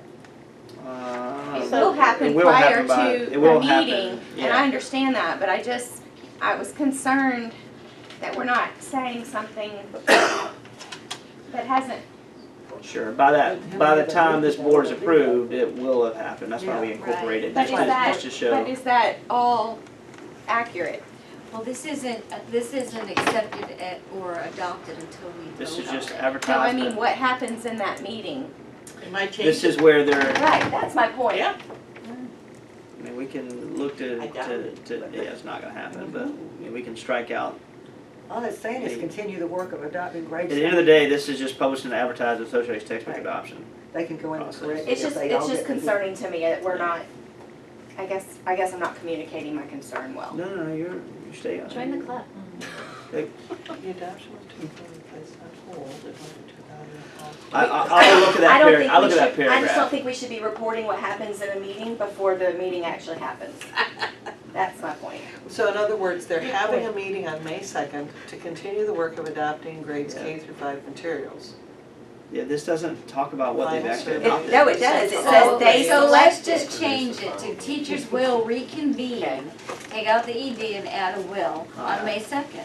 And I'll then take approve out, it that way. and we can, No, I because got below you, that, I got you. Because The it next sentence says, needs to they strike. selected teacher-created materials for all grade levels. Well, what if they don't? Final surveys were sent to all students on May 2nd. Alright, that's fair. So we can strike that sentence. Our meeting scheduled for May 2nd, or meeting Actually, scheduled for you can just say May 2nd. May, There's we can lots just of put in ways there, to word it that will cover we'll just put in there and talk about. Get rid of that sentence. Yeah, we can, I'll redo that whole paragraph. C12, redo paragraph, that's fair. And you did write that Clay County history, didn't you? We're gonna teach in 4th grade. Don't forget. That's a great idea. Got it. Terry has it. Want to make sure you put that in Sure. here. Alright, we'll update that, and that's a good point. C13, permission to publish environmental science textbook. I'll make this is, make sure that it's just posting the advertisement. C14 is K-12 academic support student travel. This is where Orange Park, our junior high school, is going to Clay History Delegate in May, Fleming Island in ROTC events. The only one that's passed was Oakley softball went to Kissimmee Classic and participated in they invite teams if you're nationally ranked, and they're in the top 10 nationally ranked, and they invite the top 40 teams, and they won it. And they had a really bad seat. And you made it, right? And they had a bet, yeah. And he And left you made it that home night, because didn't you? I did. I made it late that night so I could watch Fridays and Saturdays. Awesome. So they Fridays, Saturdays. So they won it. I'm excited, and they are ranked in every poll in the nation in the top 10. Oh, That's So. great.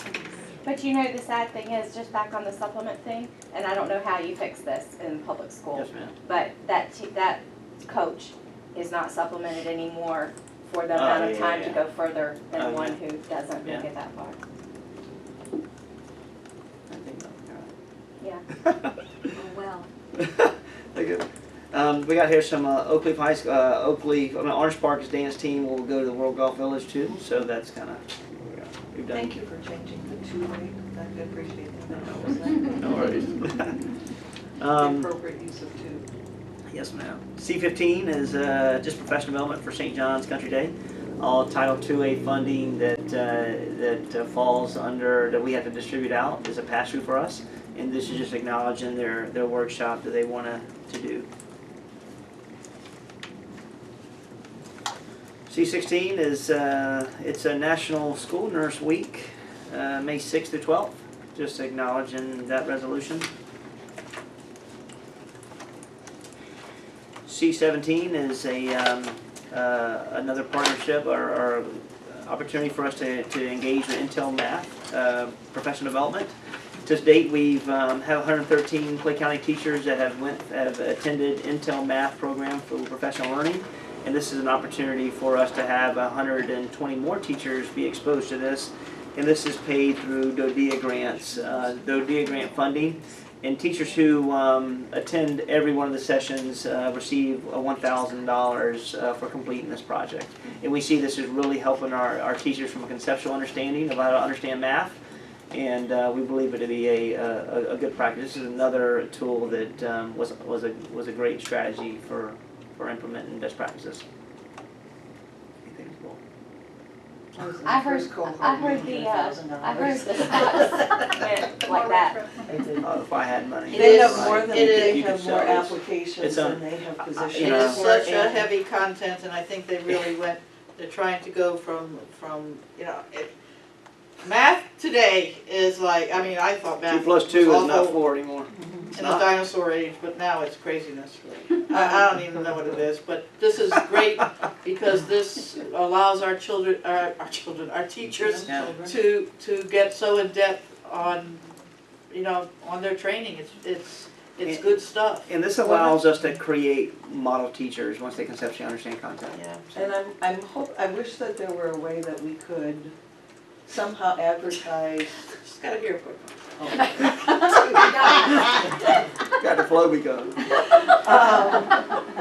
I wish there was a way that we could incorporate or encourage more schools Yeah. representation across the board where I was talking with the person responsible for this the other evening at the military open house, and it was, there are schools that have participated that haven't participated since, and others that have never participated, and I wish we could somehow I thought they encourage actually, some when, others. Mary, I thought they were actually going, like, Elizabeth told me, like, I know one of the cohorts was all Orange Park Junior, and another cohort was all like another school. I thought they were going school by school, but I might, is it Dr. Stallman? What do The you problem know? with this grant is that it is DODEA funded and you have to have a certain amount of Right. families that's in right. that. And And militaries. so we do have a whole pathway of schools that are not, the stipend can't be funded. The teachers could go, but we couldn't offer the stipend, The so. $1,000 supplement they right. couldn't obtain. So Now, they could attend, but it's the if, stipend that's enticing to some,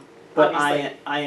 to your Yeah. points, absolutely correct. I am meeting with a group in the next 2 weeks that maybe potentially can bring in-kind funding, and this would be a perfect avenue to compensate teachers if we can get through the educational fund, to help them and incentivize them to have that match to attend. Because I math agree with and a lot of language people. arts are always the biggies. I mean, for teachers right now, there's a lot of angst out there on the LEA blocking, and also the angst of this new math program that you're bringing in, mostly because of the unknown. I mean, if they're not involved in the process, and there's good things on Facebook about it, people seem to like it in other counties, because believe me, I say, go ask people to do it. That's it. Because I can't give them a guidance on it, because I don't know myself. Yeah, it's really high level stuff. But there is gonna be you're gonna get calls, Oh, school board members, because there is, teachers are very apprehensive of changing things, and they're very much anti any scripted stuff. And a lot of this stuff is scripted, and, we will hold firm on our abilities to teach kids. We actually think when entire programs are scripted, that it borderlines on us not doing our job. Why need us if we don't use our skills and what we do to teach? Then you might as well just bring somebody else in and read a program to them. So we will defend that in this county, this ability to autonomize and within our classrooms. We'll That was have. my speech of the day. It's okay. It's okay. Any curriculums I bring are going to be research-based and nationally driven based, so I'm not concerned with it. End of the day, curriculums are set and established to teach content, and the way that a teacher teaches that with their uniqueness and creativity will never be challenged. So I'm fine with that from all angles. Thank you, sir. Any Yes, other ma'am. questions? All right, C18 is FLICA Youth Challenge 27-18 payroll calendar. I actually met with FLICA the other day, and we knew that they were around $600 $600,000 in the hole in reference to being able to fund the program or initiative. I was very open with them in February and told them that we were only going to pay for the FTE that we generated from the program, because we do generate FTE from them. And I told them every dollar that we generate for FTE that we will roll back to them, and that's around $176,000. And they found $600,000 to continue the program. So it's Good, you get a gold star on that one. Say that louder. So we have an extra 500,000? It's not our money. No. I should have said that. Take that back. Yes. I feel another speech coming up. I know. Right? Start to think of it.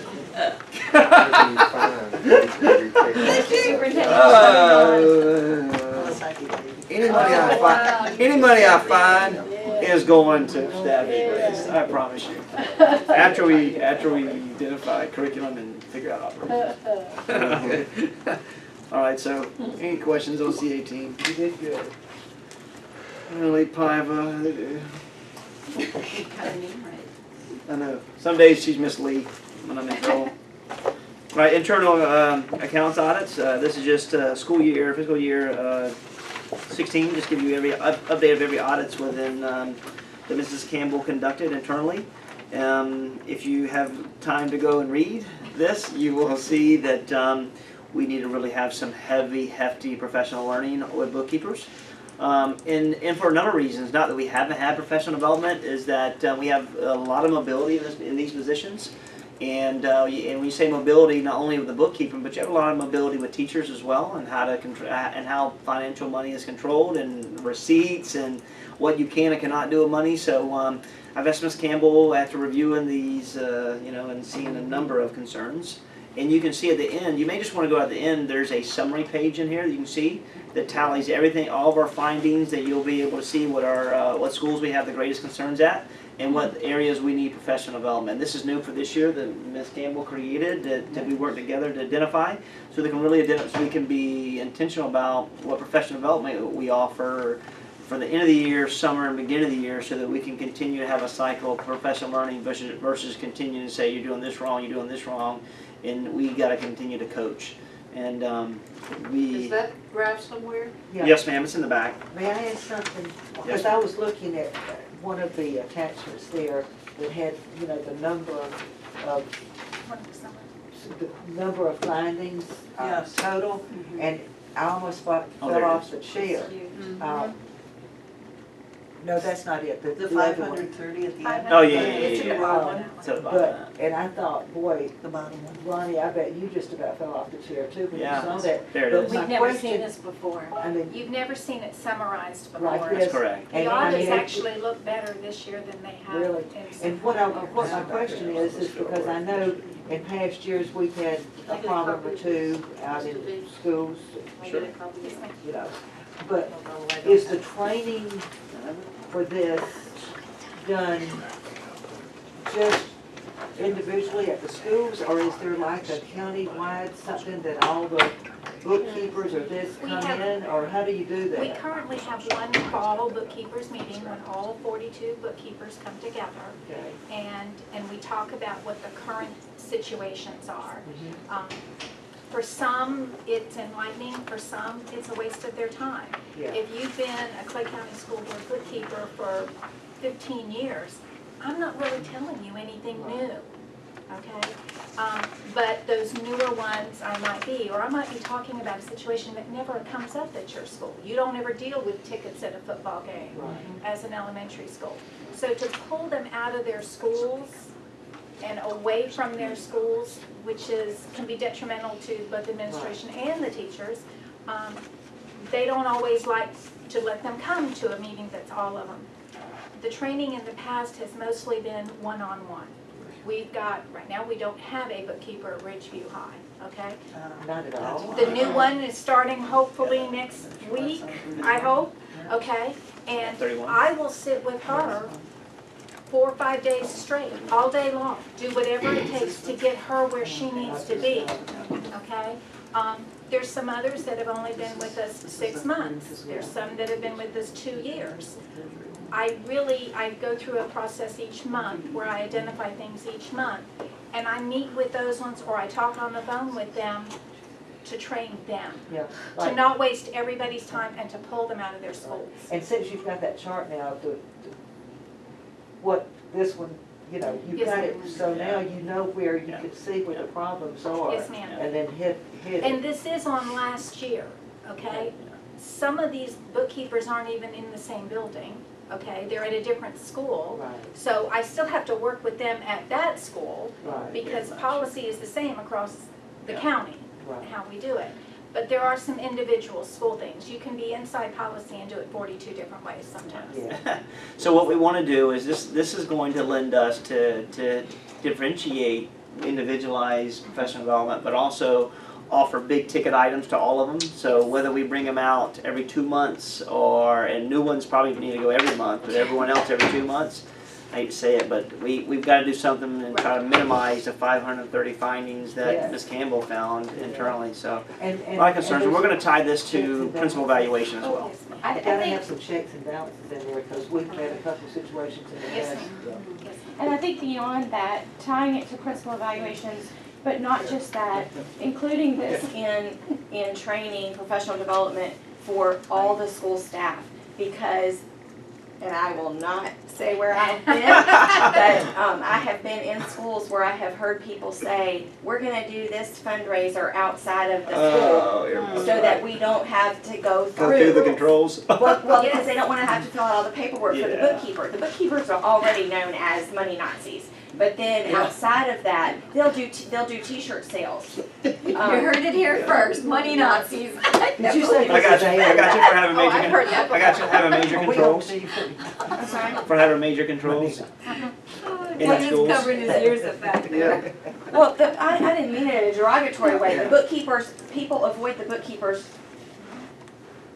I can't think of another cliche that you won't get mad at, but my whole point is that that we have teachers who don't understand the gravity Yes, ma'am. of what can happen, and Right. then Mr. Daggett is gonna have an Yes, ma'am. issue. Because at some point, some parent's gonna Oh, say, I wrote a check for a Yep. junior class t-shirt, Had a cheerleader costume. Yeah. and I didn't get it, This and is- there's no receipt yep. written, And this is the quickest way individuals And lose their the jobs. biggest way to get in trouble. Lose their jobs and to bring undesired press to this organization. So all that, anyone that interacts with money, anyone that interacts with receipt books will go through should be a biannually professional development at the beginning of the year, and then also mid-year again for the second wave of athletics and sports and activities. So we will, I've asked Ms. Campbell for kind of a plan. I think it was late last night, I'm sorry. To kind of Was start. it 1, 2 o'clock in the morning? Everybody's getting used to.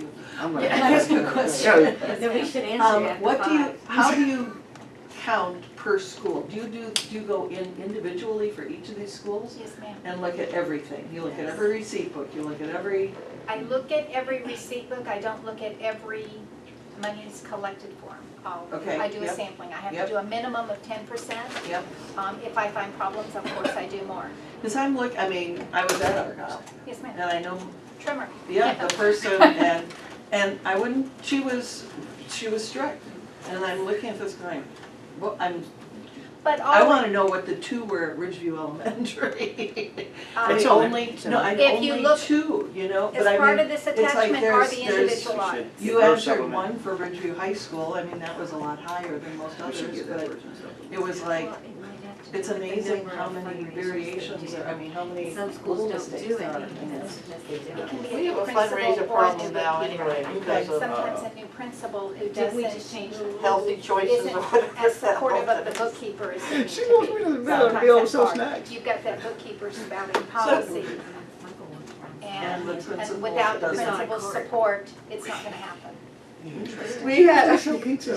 but Ms. Carrigus, we do have a problem fundraising now in the school system because we have 2 healthy choices now in Clay County. Yeah, we can't So sell we snacks. have not just the bookkeeper Nazis around, we have teachers with candy bars in the back of their, Yes, ma'am. hidden in their knapsacks. What she's saying is true. Like contraband. You can no longer walk around with a candy bar. Yeah, so like contraband, selling them for $1, and then how do we process does that without. I walked to the store the other day and they asked me to buy one, so I'm Exactly. I'm like, that's totally illegal. Because how are we gonna fund Sorry our for that. kids? We have to come with a I'm better working Rangers policy. too, Dave. We don't wanna hear this. But no, seriously, the question is, it's a calorie thing, but nobody in this school board is making a decision, and Yeah, I don't. it's critical. Because how do our kids get to go to They drama don't get to go to or the activities. or any of these activities because they can't fundraise?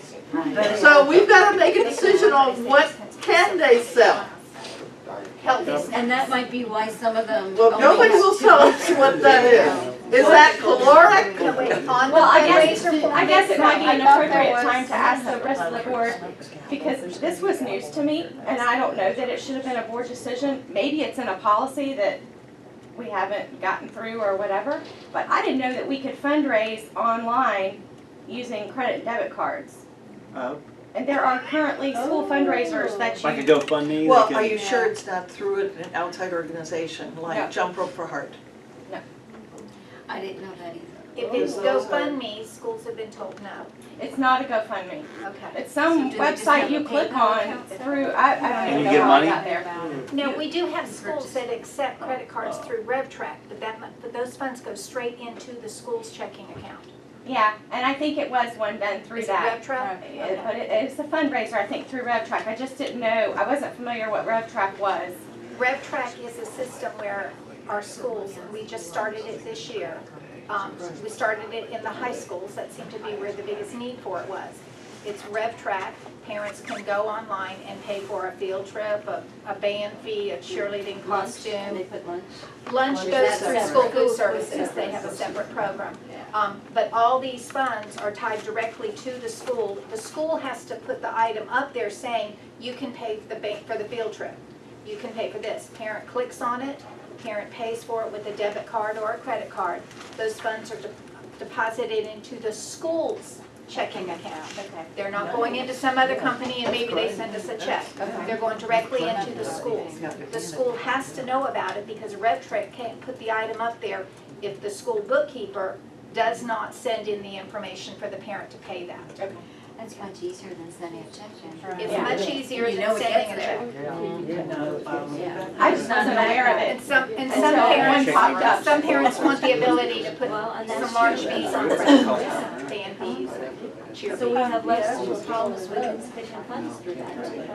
Doing it that way, yes ma'am. It really works. We have a couple of schools that are cash only. Yes ma'am.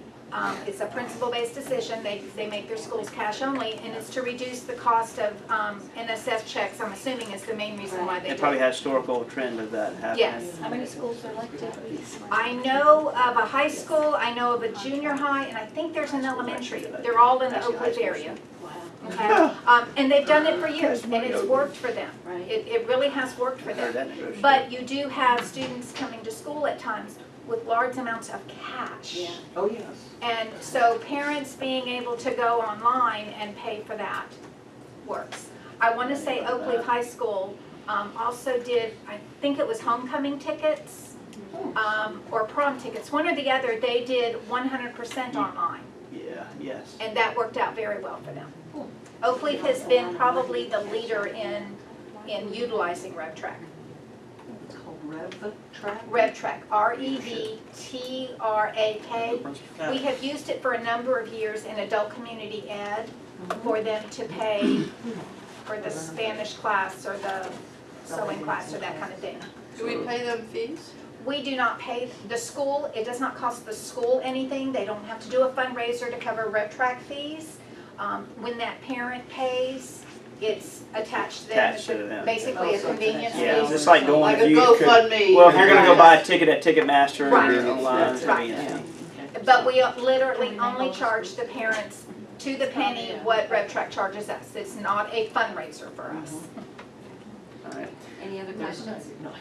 Let's move it along. Yep, C20 is 16-17 proposed allocation changes, and on this is school board turn. Alright. C21 is warranty and vouchers. Sorry, So that's Florence. not Florence. this, that's not this year's annual. No, That's no, for next year. 17. That's 17. I didn't see it. Sorry, Florence and Val. You know, it's different, it used to be under deputy superintendent, Oh, okay. and we no longer have that category, so it's, I had to look for it too. So this is warrants and vouchers. Sorry, the next one is budget amendments for the month of March. Then we have financial reports for the month of March. Property for equipment and furniture. C25 is AV materials. And I don't mean to be disrespectful going through them if you stop me if there's one you want to talk about. And C26 is software. C27 is vehicles. C28 is deletion of any items. C29 is, this is our interlocal agreement between Clay County Sheriff and the school board. This is where there's a need for us to source for low-price gasoline for their vehicles that they service and use at Middleburg.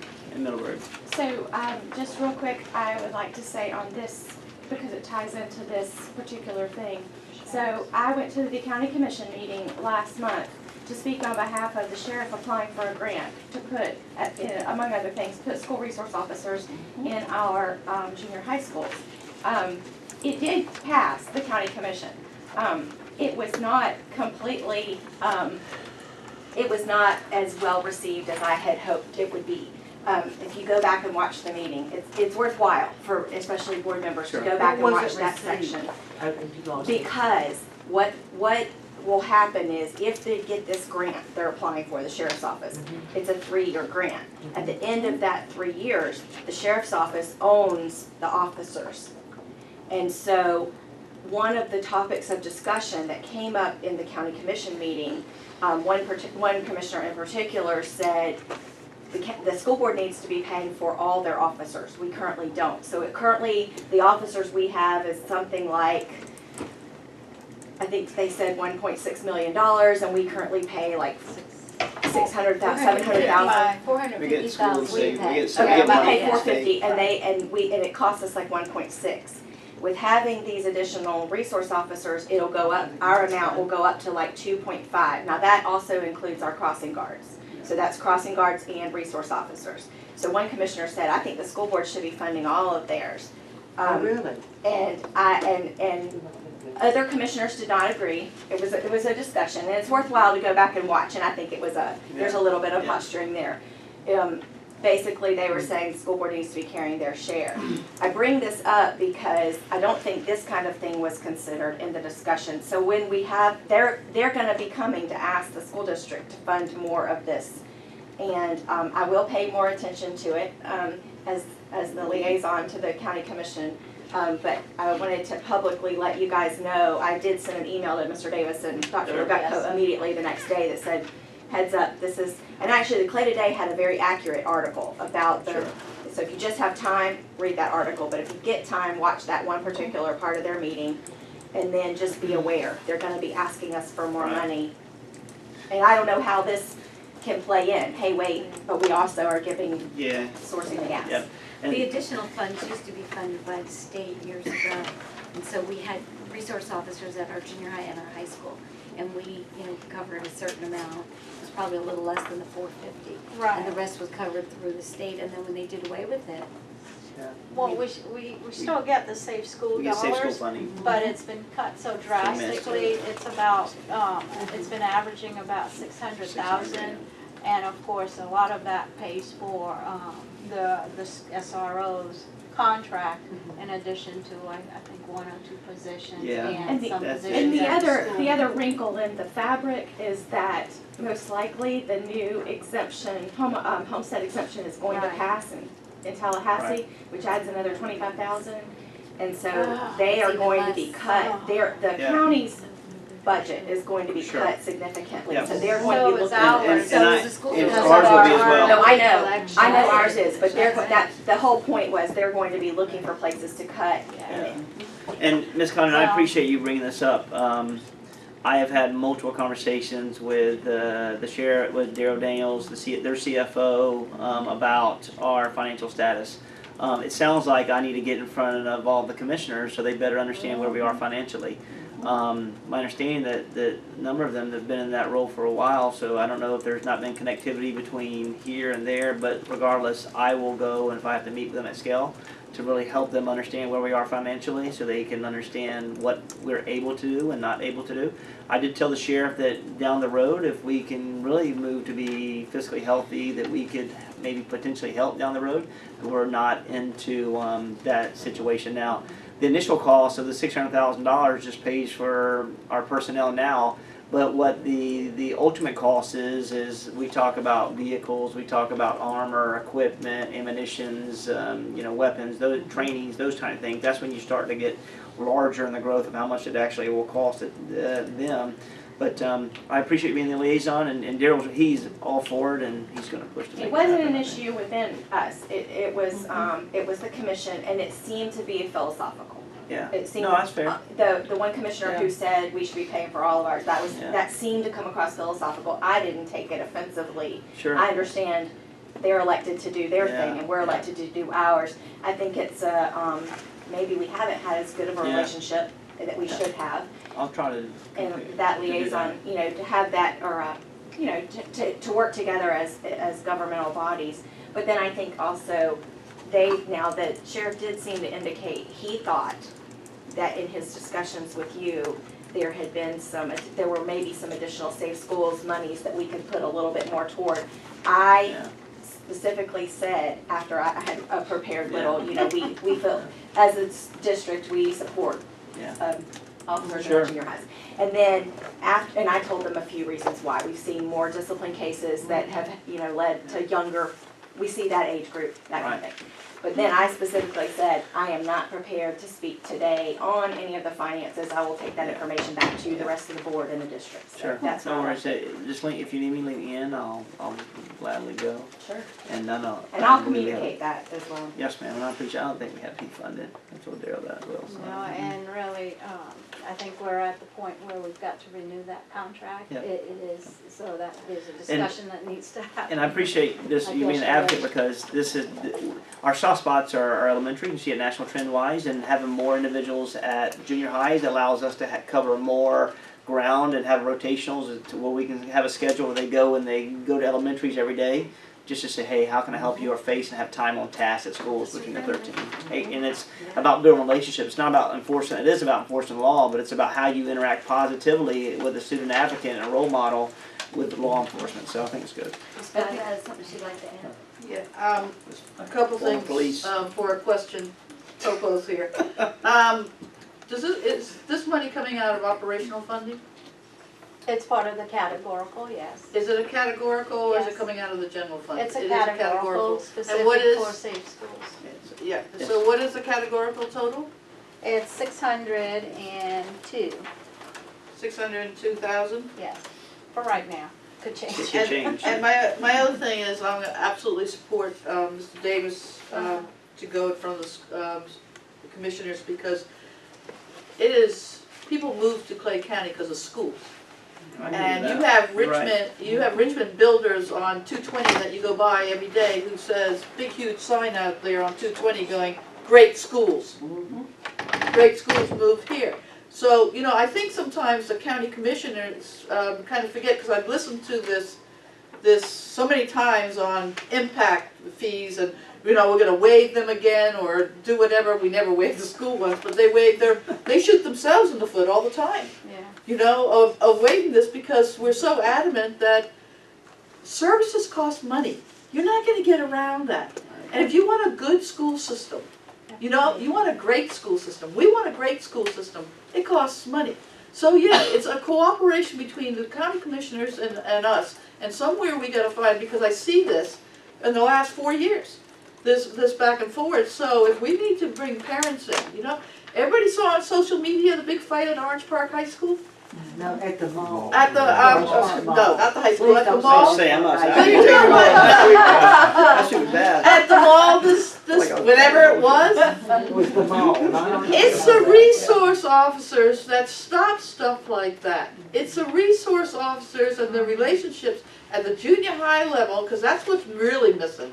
Because, I agree. you know, That's if the you don't get leadership. it at the junior high, you know, you don't get it at grade 6, at the end of there, when we used to have the DARE program in. You know, Yeah. we not only had resource Yeah. officers at the junior high and senior high, we had them in the elementaries. Yeah. So it was a whole different culture we've had here. So we need to, you know, and I applaud, you know, Mrs. Condon for going there and speaking on behalf, but, you know, somewhere around here, we gotta make the county commissioners realize, whoa, people move to Clay County, what's the first thing out of every real estate office person's mouth? I mean, it should drive Great everything we schools. do is this system. You're right.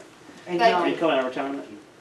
I'm not. Okay, I'm Shasta. gonna be a real estate agent. this has been something that comes up every year, the financial dance between the sheriff and the superintendent of schools. It happens every year. And I do believe that you and Sheriff Daniels can sit down and work something out, and then together Yes, ma'am. plead your case to the county Yes, commission. ma'am. Because, I mean, you two are, I know in my heart, y'all Yes, can ma'am. get things worked out. Yes, ma'am. Will do. Thank you. We're on to the next one, which is C30, I believe. This is Keystone Heights repiping. As of right now, the recommendation is to rebid this project. We only had one vendor that came out and contractor that came out and provided an amount that we thought that was $125,000 over what we kind of spec'd it out to be able to build it. So with that, we were asking to allow us to rebid this process so that we can open this up to surrounding counties. The surrounding, Like a Alachua? like Alachua to a Bradford outside of Keystone, and the one that was is WW Gay. And people just don't, and it's a long drive if you're on the north top of the county, so we want to really make sure that we're getting a fair price and really award someone who gives a price that's aligned with what our engineers think this task kind of brings for us. So, any questions? And we're going to do that as soon as we can get it done. Next one is Clay High School culinary contract. This is going to be a summer completion contract, and it's just the redo of the kitchen, which is for to bring it up to industry standards. This is awarding the contract. Who's getting this contract? Okay, Vaughn Rivers Construction. Okay. Grant funding. Thank you. C32 is just pre-qualification contractors, those who wish to do business. Maybe someone want to go to Keystone and do our work out there. That's not we need it. Next one is Keystone Heights Elementary Parent Pickup. Once again, this is we want to rebid this one as well because they came in again at $523,000 when we think this project is going to be around $420,000. So we're in a time where we want to reject all bids, maybe potentially change the scope of the work and redesign it so that we can be within the cost factor that we budgeted this to take place. Dr. Kemp, anything that you want to add? Market conditions are really impacting that outside area. And when the local construction market is going great and that they're busy, it's very difficult to get bidders to show up. Even at pre-mandatory bid, we have people show up for pre-mandatory bid meetings, and then no one submits a bid. So, you know, because the market here locally is so much better than traveling out, so we're doing everything we can do for Keystone. They actually call it a Keystone factor. I mean, there's a factor involved in getting people from here to there, and the cost involved, the financial factor, right? When the market here, if the market wasn't so good locally, we'd be a little more competitive to have more opportunities out there. And this will allow us to reach out to Gainesville as well, right? Gainesville. But this says rebid at a later date, and my concern is if we don't move quickly, and we may be beyond the window already, we're not going to have any relief for next school year. Meanwhile, the Catholic Church is fencing off that property. They are closing off that road, so we're losing what used to be teacher parking. Now it's mostly become parent parking that they're walking over. So we already go down 2 major streets with parent pickup line, not even just like parents waiting in the loop, but so it's parents going down streets and blocking traffic. It's a real concern. So I mean, just saying rebid at later date. It's valid. So at the end of the day, Dr. Kemp, our rebid process, if this is approved at the board, can we get it done in the next 30 days? typically the process is 30 days. But the issue for us is it was 100 and something thousand, 100,000 over. It came in at $518,000. It was $100,000 over, which would require board approval to come back to continue the project anyway, even if we had the funding. We did not budget for that, so 30 days, Bryce? We could, but we wouldn't have the opportunity to bid out to Alachua County, because they have to get pre-qualified in the process to get pre-qualified. We don't have, let me ask you this, and I'm sorry, we don't have a CM that we can go to now and say, hey, this is what we have, let's get this done?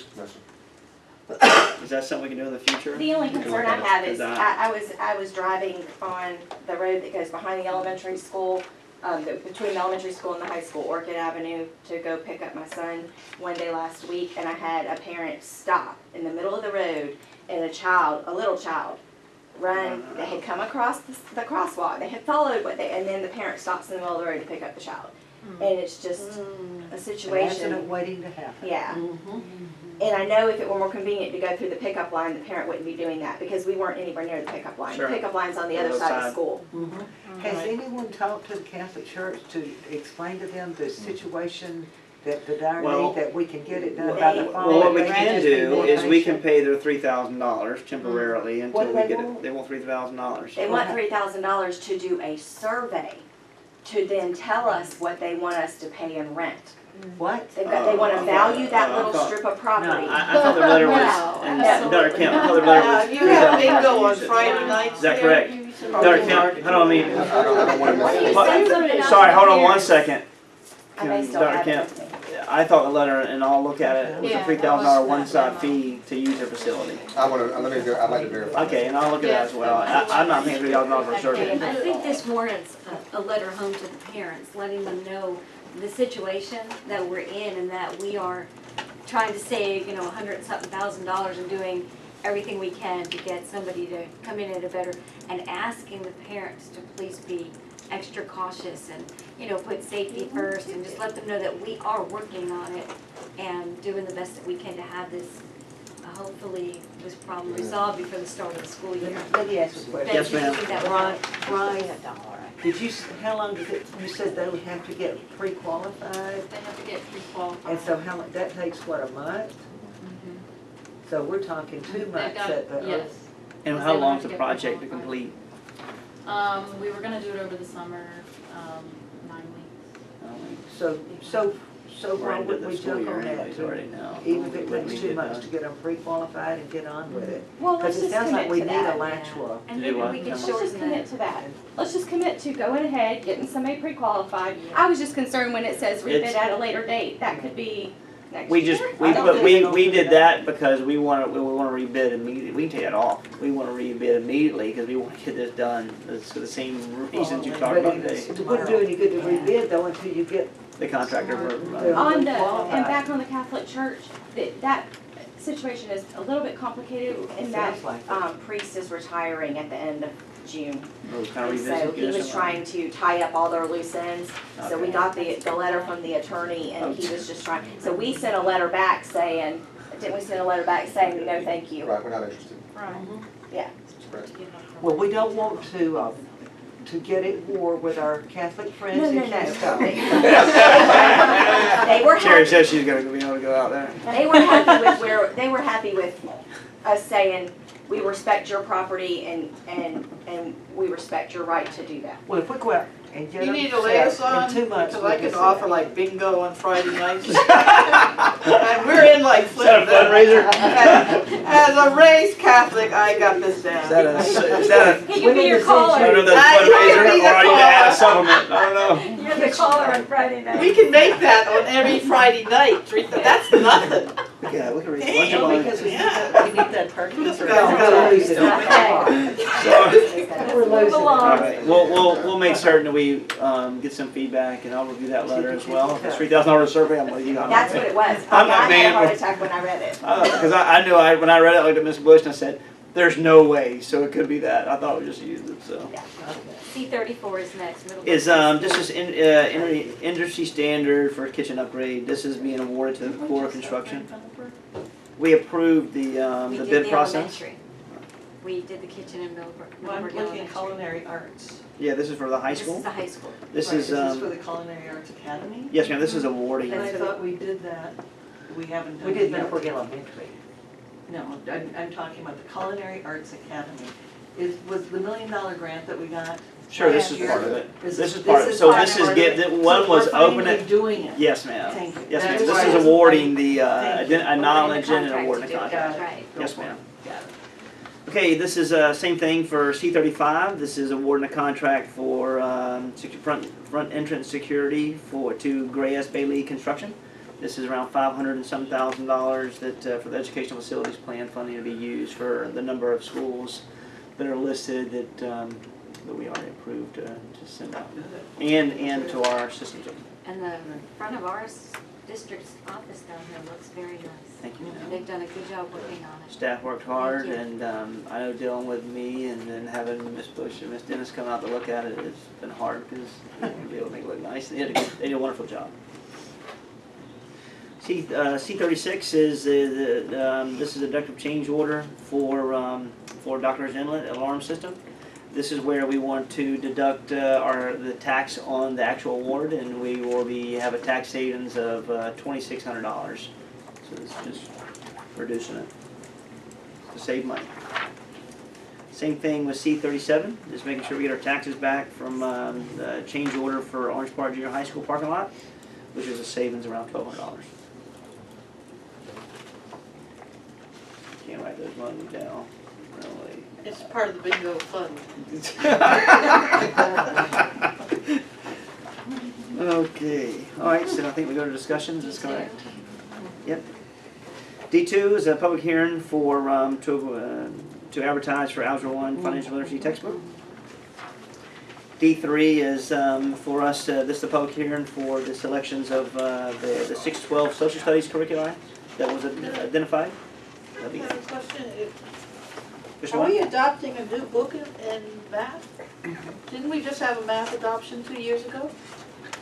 When we bought in all those Carnegie books? Yes. This is financial literacy. This is, I believe. For Algebra 1? But this is the change in Only this is the change. This is in the required. course. Yeah, this is. This is a course change. Can we get a refund From from all those books that are stored in everybody's closets? It's hundreds of thousands of dollars of books. This is additional too. This is not in isolation. This is Carnegie still being implemented. All right, C4. Oh, sorry, D4. Sorry, go reverse. This is public hearing for amendments to 428, the chaperones language that we talked about last school meeting, school board meeting. C5 is CPR. This is I would like to bring a policy change for graduation, where every student who takes personal fitness will have to become CPR trained. This is a 30 to 40 minute training for every one of our students. This will be in all of our high schools. Our high school teachers we've surveyed them. They have approved and excited about implementing some of this and see the value of it. The American Heart Association has provided all of the equipment necessary, along will provide all the training free of cost. That worked out nice. Yes, ma'am, it did. And hard work, Mr. Karakas has been working with them, and I think it's a great initiative and it sends messages for our district. What grade will that be? It could range, but it could be range. Yeah, yes, ma'am. It's an elective class. It could range. It's a requirement. Right, but it's not American Heart Association. No, not a set. No, ma'am. So it'll range for who we'll ultimately be able to see every physical fitness is required. You're incorporating it in personal fitness. Yes, classes. ma'am. And when do kids normally take that course? Is it? It could be ninth grade. Mostly ninth grade, yeah. It could be 10th grade, 9th grade. So we want to make sure. Is this all just for the kids, or is this going to be offered for teachers? This is for kids. You want me to offer something for teachers? No, I got it covered. It's already been offered for some. Just want to make it redundant, didn't want to make it redundant. Yes, ma'am. It would be nice if maybe our wellness committee could look at offering that for all employees. I think so too. It'd be helpful if bus drivers had that, training and monitors. When we do run it, we run those courses, and we actually charge for it. Well, we don't charge, but the American Health, but there's also another place that I might send some people to train the trainer. And I've asked CESPA to send one of the nurses to train the trainer on that. So we're actually currently thinking that through. But yes, you're right, it absolutely should be offered. I will see if we can do that. Sorry, I'm just writing Save this down. school funds. It's gotta pay for, it's gotta pay for I think it should be a categorical, I think it is safe, the school funds. I think you can make that argument. It's the get-go. Let's see the wellness committee first. Alright, sorry, I'm writing that See down. our health people, United Health. C6 is proposed, D6, God, keep going reverse, is proposed allocation changes. This is this document that you should receive. If you, anything is in red is what is needed to be approved. Anything in black has already been approved for 17-18. This is, I'm sorry. Well, since we just got this, if we have questions, we can call you. You can call me. Before we have a chance But I to can look go at it. through this, go ahead. One point of order is this says board approved 5/4/17 on the bottom, and it hasn't been approved yet. But usually they say pending board approval. Okay, I'll have staff look at that. I'm not trying to. No, that's all right. It's all right, we can get it right. It's okay. I think are you on D7, which is Oh. the proposed district allocations? Oh, okay. D6 was the allocation changes. Oh, sorry. I gotta find that one.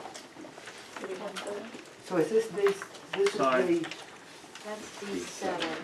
where's D6? I can pull it up on Oh, here. here, is this it? This may be it right here, sorry. Yeah, this is it. This it? Yes. Okay, there we go. I'm very good at it, I think so. Is that this? Yeah, we don't have that. No, it's only on the backup, it's on the backup. Back up. It's, you have to Oh, click on the back backup. up. It's click just, on the you just have to go right. These weren't there yesterday, right? No, this is the supplement. I thought I No. had printed off everything. This wasn't, yeah, ma'am, this is, hands. we're working rigorously to get this. And this is for the next This is school the year. challenge. Yes, ma'am, so we can go through this. Principal on special assignment for FLICA, right now is projected that we cut this position.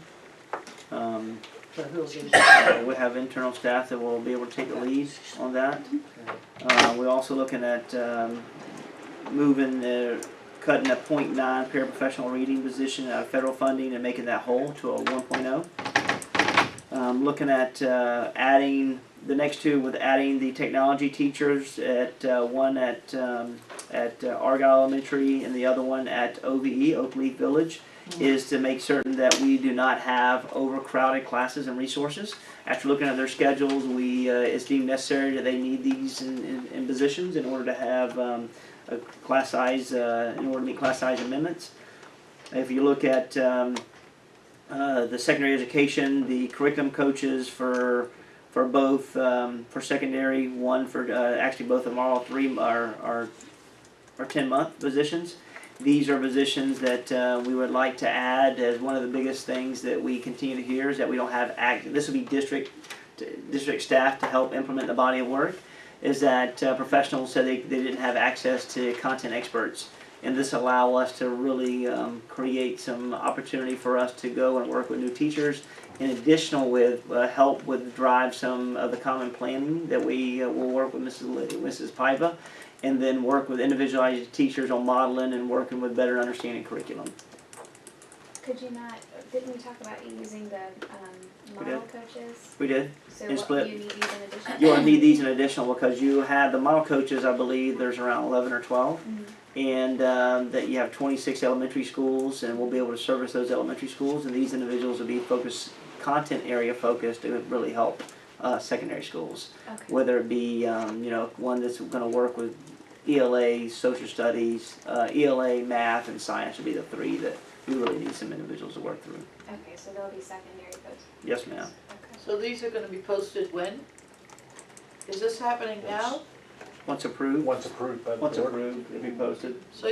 So you're gonna have a new position that you're posting in May as Yeah. a full-time teacher? Starts in July. It starts in I'm July. Starts sorry? July. It's a new It'll budget. start It's July. a 17-18 budget. So is these gonna be 11-month or 12-month positions? 10 months. 10 months. So it really is for next year? Correct. Yes. Correct. 17, Okay, 18. but it, okay. Yes, ma'am. It's I okay. don't know, I don't have a copy of it in front of me, so I can't see. Thank you. You're welcome. You have all my, she has all my How stuff. subtle Sorry, I'm you gonna are. copy my book next time with you. We need to make a- I know, right? Little subtle. Our meeting is the day after. We should have. Yesterday we done some other stuff. The next one. Next month he'll do much better meet with you. Yes, Much better. right.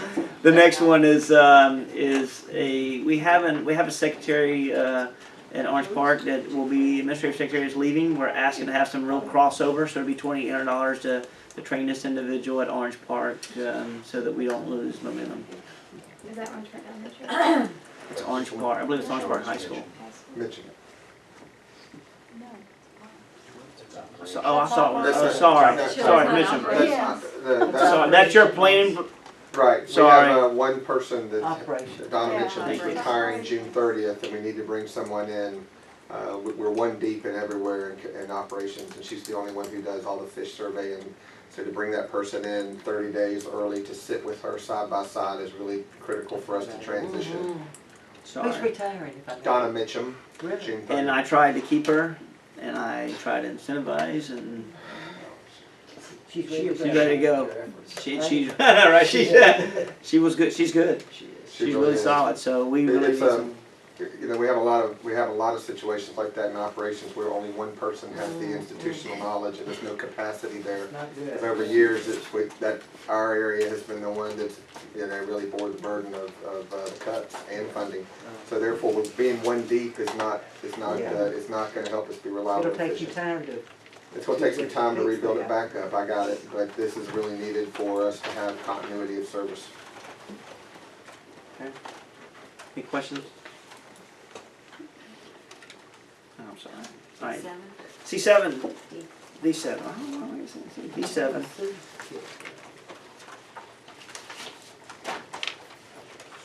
D7, my book's on this. So this is for staff allocation for next year. So this is the document that you should have. Anything in red is the positions that have not been approved. The positions that are in black have already been approved. And just call you if we have questions. You can, or or some things that I can to bring to your attention on the first page is that the administrative on assignment. I know we had 4 and you approved it.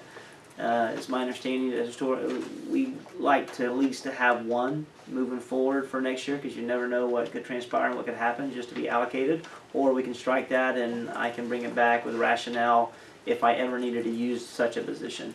I don't have any indicators of that using that now, but if it's been past practice to identify one of these positions to have already pre-allocated, I'm okay with it. If you want me to take it off now, we can take it off now.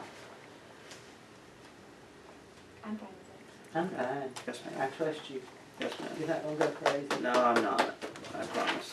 Well, is there one in another department though? Because I think I remember there were 4 that we added to you and then wasn't there one in? There's one in I human deleted it. resources that's been deleted. I deleted it. I wanted to own it. So district-wide, we just got that We just one got the sitting one. there. Yes, ma'am. You know, we told you. And the 4 were only through the end of this year. That's absolutely correct. Right. That's okay. correct.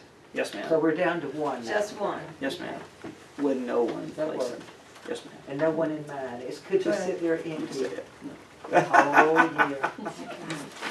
Okay, the next page, I'm sorry, I can walk you through this unless you do it. I not. would prefer if you. Okay, if I can walk you through this, you'll see that the next page is CNI. Nothing, really no changes. You'll see the number at the bottom has gone from the first wave from 3.0 to 12, and that's just because everything that's already been pre-approved has been moved from professional development to CNI. So you'll see a deletion later in this document. So I want you to know as you see an increase in numbers that you've already approved, it's just a wash of moving it from Katie Muller's division to Dr. Stallman's division so she can deploy coaches and individuals and specialists within schools. Same thing with Department of Secondary Education. This will be, these are the same that moved from professional development. The increase has moved to underneath the department of them as well. If we go down anything that's new, there is an allocation on here, so you can see, if approved, the job description for the Director of Elementary Education. If approved, you'll see that this will be added as well, because we'll be deleting the Supervisor of Reading and ELA, along with half the year salary of the Supervisor of Title I as well. And this will all be lumped into one position. What's the difference in a director's salary and the supervisor too? It's just dependent on, I mean, the years I know, but. it really relatively is, it's maybe, I don't know, 10,000. Maybe about $8,000 to $10,000. Yeah, about, it's not a lot of money. Okay, I just was curious. Okay. And you've moved Chief of Secondary from the Department of Secondary Education to the Department of K-12? Is that what I'm understanding? That is correct. But it's under a curriculum instruction. To fall under that same umbrella. All right, so the next page, you'll see that very consistent measures with a cut in the Department of Reading and Language Arts. And we cut the language arts supervisor to create that other position we just spoke about. What page is that on? Sorry, the next page. Third Where page. it says adult and community education. You And- deleted the secretary. Yes, ma'am, and we also deleted the secretary. Just a minute. Reading. What is that supervisor, the first one? You got a 1 and then you got a 1 in red. The one in red, that's You really, delete that? we will delete that. That's the supervisor of elementary education that will be deleted half the year because this employee doesn't retire until mid-year. So that really could be a 0.4, or up to the entire date. We can prorate that. We just did it right here just to be safe, but we could really go down to whether it's a 0.6 or a 0.4. So when that person retires, you're not No, ma'am. refilling that? No, we'll use that position, the director position, to lead both those individuals' work.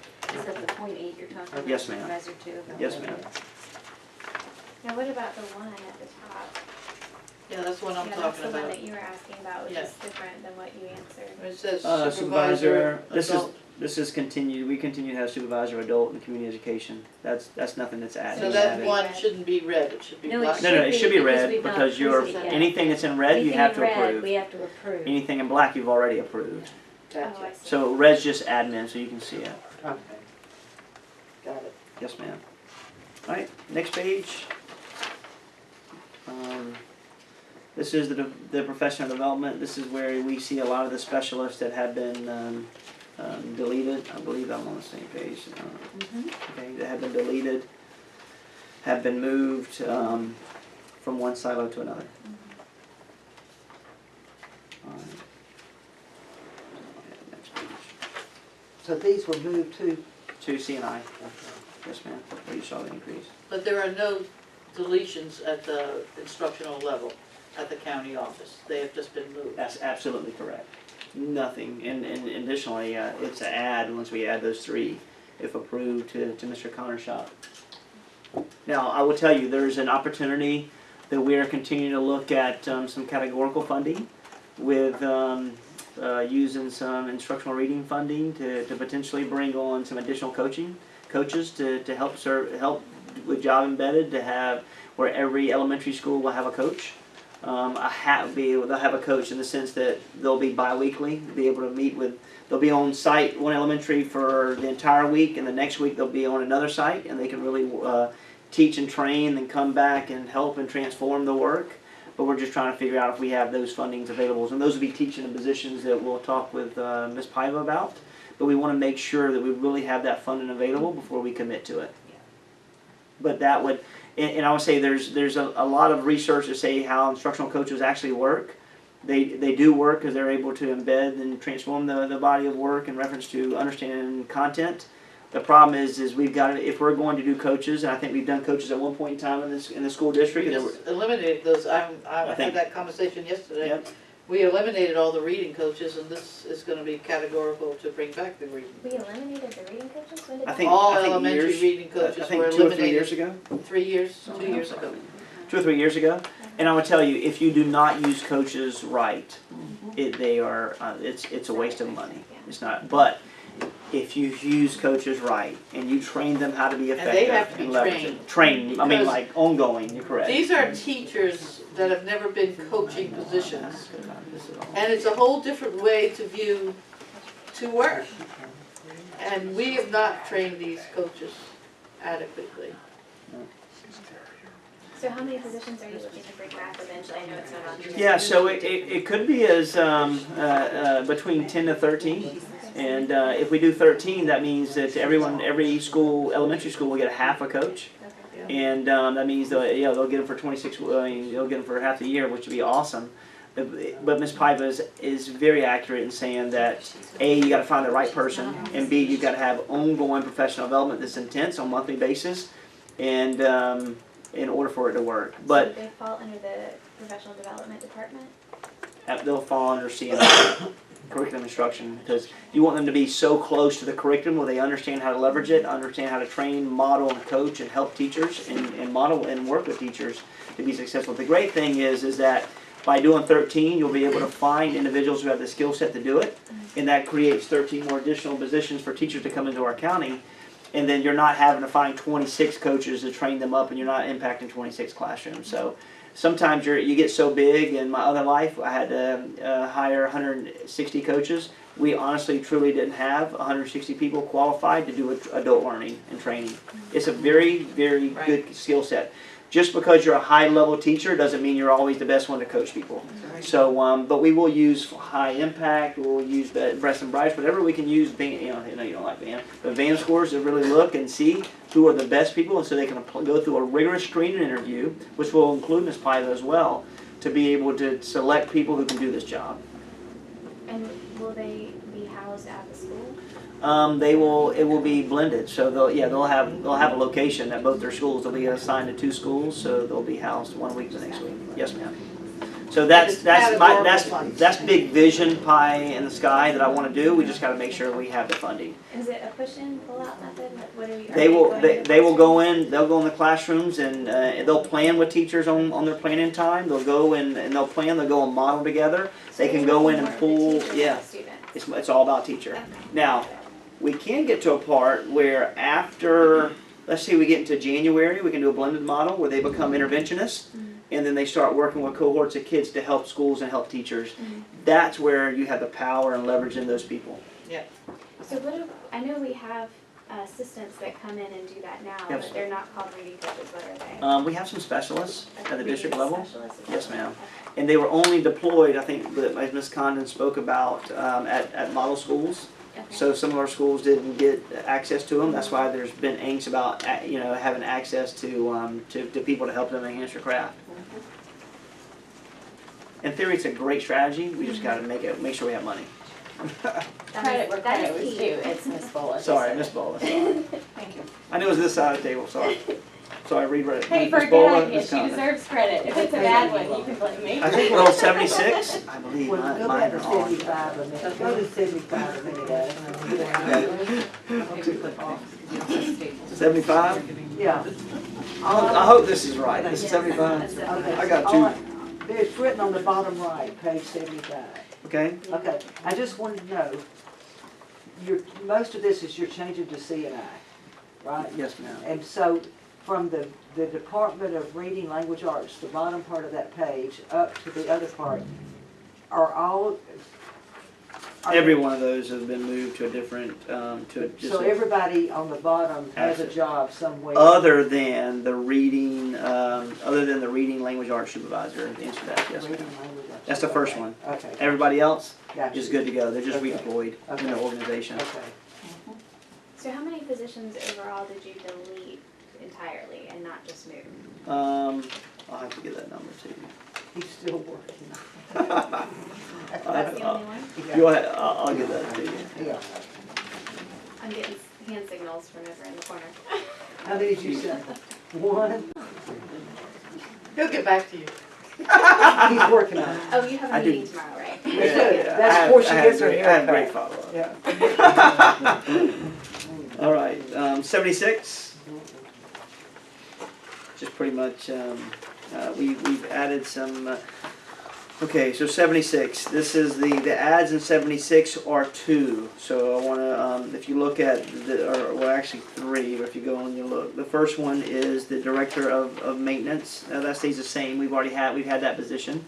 If you go to the next one, it's the maintenance supervisor for technical this is a position, Dr. Kemp, is this the position we want to bring on in order to build for School Y? You're looking at the building automation specialist? Maintenance supervisor. Maintenance supervisor. Okay, sorry, the third one, we already have all these. The so building, the one. third Yes. one is the one that we have to Okay. approve. Yes, that's correct. It's the one at the top that we haven't had for a few years that It's not been filled.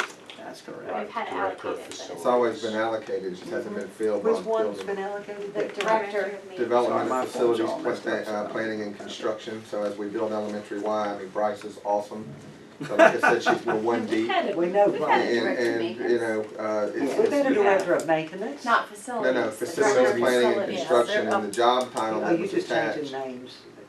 I can't remember the name of the Sorry. guy right now. I'll go back to retired, it. that it If you wasn't go back to the that. second one, sorry, I was at the Department of Maintenance, but if you go back if you go to the second tier, where it says Department of Facilities Planning and Construction, the only ad here is for the Director of Facilities Planning and Gotcha. Construction. So this is where we have to have someone to drive the work to build the school, and we gotta get done in 12 months. That's Now I'm right. with you, because you were saying maintenance, When I'm John thinking, Morrow retired and then they didn't. It went dormant, that's correct. It went dormant because there wasn't a need to build, correct? we didn't have So- any, we weren't building it. Correct, so to be honest, this position, it will be, we do need it, and we will be very open if we get to a point where we don't need it in the future, and we'll come back and we'll have the same practice that we've had. Now, your chief building I believe so. inspector is a deletion? Right.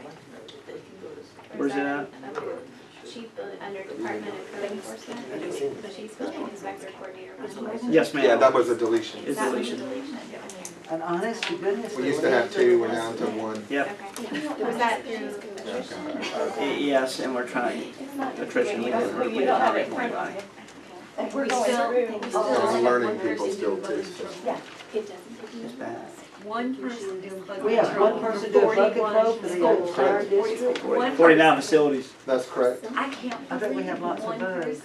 We also have, We might have to get Dr. Kemp out there. we also have. I'm gonna have to have I've done tater tots, I've served tater tots, I can spray bug.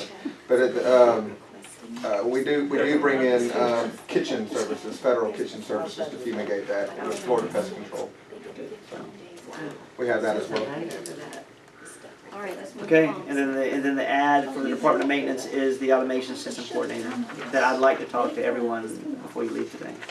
Just to us if you can, I don't know if I can do that or. I thought you individually. I can talk to you. No, ma'am. It looks Mr. like you Davis. also added a warehouse manager. We were close. Those were movements from my area to his. Yeah. Mr. Davis. On the building automation specialist, I do want to make note that there is a vacancy that we are deleting to pay for the difference in building automation specialist. Though it is a new position for building automation specialist, we have a vacancy that we are going to utilize. And that cost would be about what, eight The grand, difference 10? between the maintenance mechanic and the building automation specialist. About 8 to 10 grand. Yeah, so it minimizes the cost of that position. You're not gonna have a mechanic? There's a vacant, we have several of those, so. Okay. Where are the custodians? Are they fall into They're in the school. in the school? Yes, ma'am. Those were in the allocations to schools, and there was a question, at the last meeting about the one for cafeteria. And you had responded to Yes, that with I an did. email. I did. I Did you did. resend that to her? I think We it was a did. misunderstanding. Yeah, she didn't. We did. Yeah, is it Miss Stacy? Yes. She didn't understand the funding sources and the flow, and what you could, if you're working a certain amount of your time in the cafeteria, you actually could use certain Right, pockets of money, and we were just having some crossover and really being accurate about where their time is actually spent. And, but you had sent Yes, us an twice. email. I sent us an email and Dr. Twice. And she was Okay. on the list, so. Not to be disrespectful, Thank you.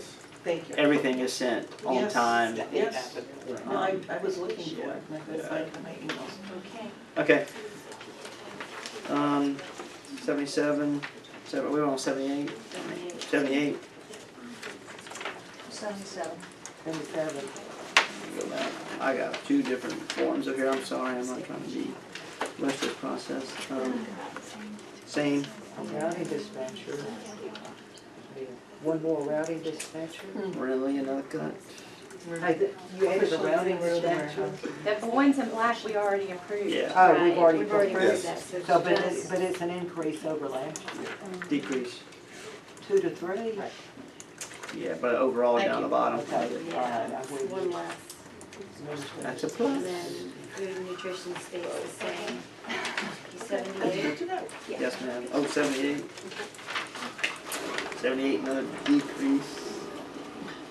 79. What? What's the one cut, Dr. Director of purchasing Oh, is the cut. couple more. Warehouse director. Increase. The last 4 pages have been decreased. Shonda Renee. I know, she's calculating that money right now.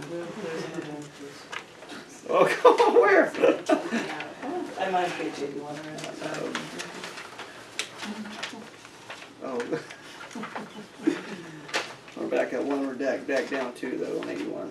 Why are we going down for school psychologists? We have, one school psychologist is retired, and then we have one vacant position. And thinking about it, that leaves us with 18 positions to service 41 schools. That's actually a great ratio. Even though we do have a big pocket of needs in our school district, I believe 18 is a lot to service. I may bring something back that's creative with that funding. I'm thinking about it now, and I will engage you prior to me bringing any additional plans. So in that same arena, at one of the, Listen and Learns, Yes, ma'am. teacher Okay. made mention, it was actually the one in Keystone, a teacher made mention of this specific thing, and she said they will have students identified that need to be evaluated or tested, and they are waiting for school psychologists. And so the question that came up there was, how are their priorities Yeah, determined? that's a good And question. it came down to, because they're, like they're assigned to schools. Yes, ma'am. So maybe They at are. this school, they have a lot of, so, So we- no, you're fine. No. way. But, trying to write down my notes. you remember the question, don't you? I do. Okay, and so so what I don't wanna now send the message is we're cutting, we Yeah. don't need as many school psychologists when the teacher specifically said we have a need. Sure. It's not, and before Mike gets into it, it's not about a need for more staff. It's about how we defend their time and how we allocate sufficient staff to certain schools and what they do during that time frame. So Keystone may have an actual need where they're waiting, but we may have a school, I'm just giving you an example, at Orange Park Elementary where they're assigned a psychologist and they may not need services. And then we redeploy. I do remember, and I appreciate this kind of bringing it up, and I think for the board, it might be helpful if I put together some data that shows you the number of referrals that are generated out of each building, so that we can see who's assigned where and what that caseload might look like. I can say that priority is basically around the 60-day rule, because it's state statute that kids have to be evaluated, and now, if I'm not mistaken, they are looking at evaluated and staffed, one way or the other, in 60 days, as opposed to just evaluated. So I think that there's a lot of systems being put in place right now in terms of bringing some standards to the curriculum, the tier 2, tier 3 kinds of supports that schools are going to get, where we'll see some benefits to not having so many kids referred. But I do think it would be helpful to you guys if I put together just a simple chart, number of cases, et cetera, then we can better evaluate where that need might be. Thank you. Yes, ma'am. Appreciate that. So just to point of clarification. Okay. The ones that are in red are the ones that we have to approve again, even though some of these we just filled in January? Yes, ma'am. Every year allocations have to go to the board, and the board, But didn't those people come with didn't we have a contract? we It's only, a half-year allocation. you only approved them for the amount of months that they're here. So since they're on one-year annual contracts, the board has to approve their allocations. All right, next page. I think we're good, that's it.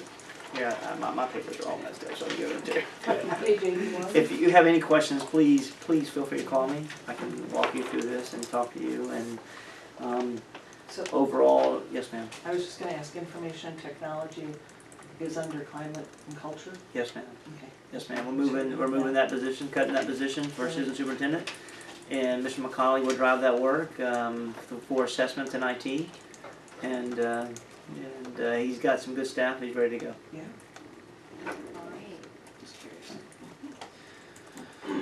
All right, the next one. Refinancing, Yep, COPs. this is refinancing the certificate of participation series, 2005B. Working through Ford and Associates, who's our advisor. They did an analysis, and we can refi Fleming Island High School, where I think it's around it was $10 million. We have a rate.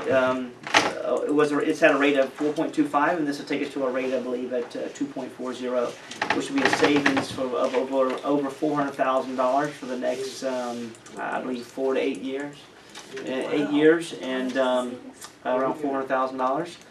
And I think this is a perfect time for us to save some money, and this is a solid strategy. It does not extend the term of the debt.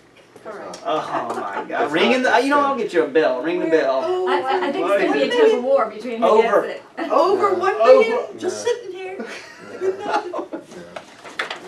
That's how misinformation gets out there, Emily. Oh, no, I Mr. Davis has $1 million. This is not general fund. Oh, snap. Shush up. And again, the savings, One. the savings could go up because of the interest rate. It fluctuates on a daily basis. So upon approval, Ford and Associate, as our financial advisor, will coordinate the request for letters of intent to get opportunities to refinance this debt that we currently have. Now, I remember We do this periodically. a year, maybe 2 years ago, we had an issue with our credit rating. Or Correct. Has that affected us? As a matter of fact, because of the most recent credit rating, that has improved our status. Even though it didn't go up, it stayed standard. Because of that, it has improved our opportunity to actually go out and get a better percentage on refinancing. So we're back again at A minus. Is Yes, A minus minus, A it minus? stayed standard. I forgot the So- wording that they used, but it stayed standard. It did not go down, which the prior year we did. because The of last the 2 war. years you went down. I believe if we continue to maintain our fund balance and be strategic in our fiscal spending, I believe next year when we go through this exercise again with Fitch rating, that our ratings will go up. It will Yeah, increase. I believe that it will go up. No, not at all, not at all. We will Because we protect haven't the fund done any balance, it will debt go up. whatsoever. No. Not assuming anything. Everyone in this room, on my staff understands my goal with fund balance, and we will get there. All right. Any other questions? All right, what's, sorry, I'm walking to this. Mrs. Donovan? One thing that I wanted to mention in supplements, our school psychologists have a different pay scale, a higher pay scale than teachers. Yeah. Our staffing specialists and our curriculum specialists and all our reading and everybody else are specialists, and they all get, and there's one group that half are specialists and half are not, and that is our social workers. And they're an integral part of this school system, and one of the, as Mr. Brodsky, who just left, but said to me yesterday was, well, the reason they're all specialists down at the county office is because they're giving up a lot by just not being compacted within a school, because they do give up a lot. They give up the, be best and brightest, they give up the heads of department, they give up all those supplements, and that's why we give them supplements. I'm going to talk to Mr. Davis tomorrow about, I would really like to see all the social workers receive, just like everybody else at the county office, that specialists, where they're not just 4 of them are specialists, but they should all be specialists. They're the only people that's been left off a supplement forever. And I would ask, So when you, hopefully Mr. Davis will agree with me and put that in there, so when you see it and can digest before your board meeting, that's my train of thought on it. So my speech is done. All right, let's move on. Next one is public hearing for to advertise the board policy 503, which is we talked about last time I posted, moving the threshold from $750 to $1,000 from our standard recording property value inventories. All right, the next one is this is where we're getting prepared for our educational impact conversations. For some reason, we put in we identified 2 resolutions. My recommendation is that that the impact fees remain the same versus being increased. But if you look at the impact fee technical report, the report suggests that we increase our impact fees to $10,000. Just because we haven't increased it since 2005. But again, my recommendation, and I've said this openly, is to remain the same. I appreciate you putting this on the discussion agenda. I was a little concerned to see how the consent. Yeah, it's- that, it it was just shouldn't an have been, wrong it's just an error. Especially since it had, the original backup had 2 resolutions that we would have had to discuss, so Yeah. that was just an oversight, it was moved down. Any discussions? Dr. Kemp? Did we, did it come before the board to hire Ergonomics to do a survey? I was very surprised when I saw this because normally there would be some discussion, we're hiring Ergonomics, we're gonna do, it's been 3 years. And there was no conversation about this at all that I remember. I actually So think I'm there wondering, was. did I it come say before I- us, did we approve it? I did How many before. months back, maybe? It's not under my administration. Ergonomics, Just know that. and when I came on board, I was directed to go ahead and touch with these guys again, because by ordinance, we're required every 4 years to go ahead and commission a Right. survey. It's been about that at the time. Yes, it's Right. been at that time, it was actually due to go before the Board of County Commissioners in September. So we're coming to you now with this, so we did commission them at the beginning of the year to go ahead and do their survey. What did that cost? No, he did. Mr. Merrill brought He it. did. Yeah, I Yeah. don't know about That it. was under your. Was it? Yes. I think it was in. Yeah, it was in I January, I don't believe. remember when it Well, then came. they snuck that one in, not be disrespectful to me, because I We never, discussed, we It's discussed kind it of at a a board routine meeting. thing. I don't was think just I had a couldn't conversation remember it about coming. It is routine. It's around 6 or We do 7 this thousand. routinely every Yeah, yeah. 2 No, years. it's a They go in routine and, thing. and I think they, I don't know the cost And then you do factor. the dance, you know, I the am builders curious, don't want you to raise it, We the just builders talk don't about want it, you to. whatever. The 2 resolutions, where did they come from? Well, I drafted both, and the resolution, one was to remain, to accept the survey, or to accept the study as is, per their recommendation. And the other one was to go the low end, let's just go ahead and keep it status quo. We could either, go anywhere in between, so I wanted to give you guys 2 options. Do we want to go ahead and accept the study with the increase, or do we want to remain status quo and keep the impact fees the same as they are, which is about 65% of their recommendation. Let me ask you something, I don't mean to be rude, but what is your name? My name is Jim Fossa. Vasa? Yes. And what do you do? I am the coordinator of planning and intergovernmental relations. He's actually, You're the new he's owner awesome. of Joe Williams. I'm the one who I'm does- sitting here the whole time thinking, does he work for us? I want to tell you, Jim Fossa, I had aims to hire people before I got here. F-O-S-S-A. Awesome. Good hire. Did a good job. Thank you, boss, I appreciate it.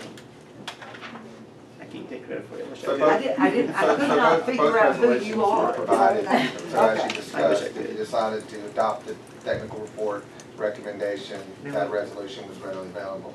If you decided to keep the status quo, that resolution was readily available. We have received guidance from the superintendent that it was not his intent or interest to raise impact fees at this time due to the hardship on property owners.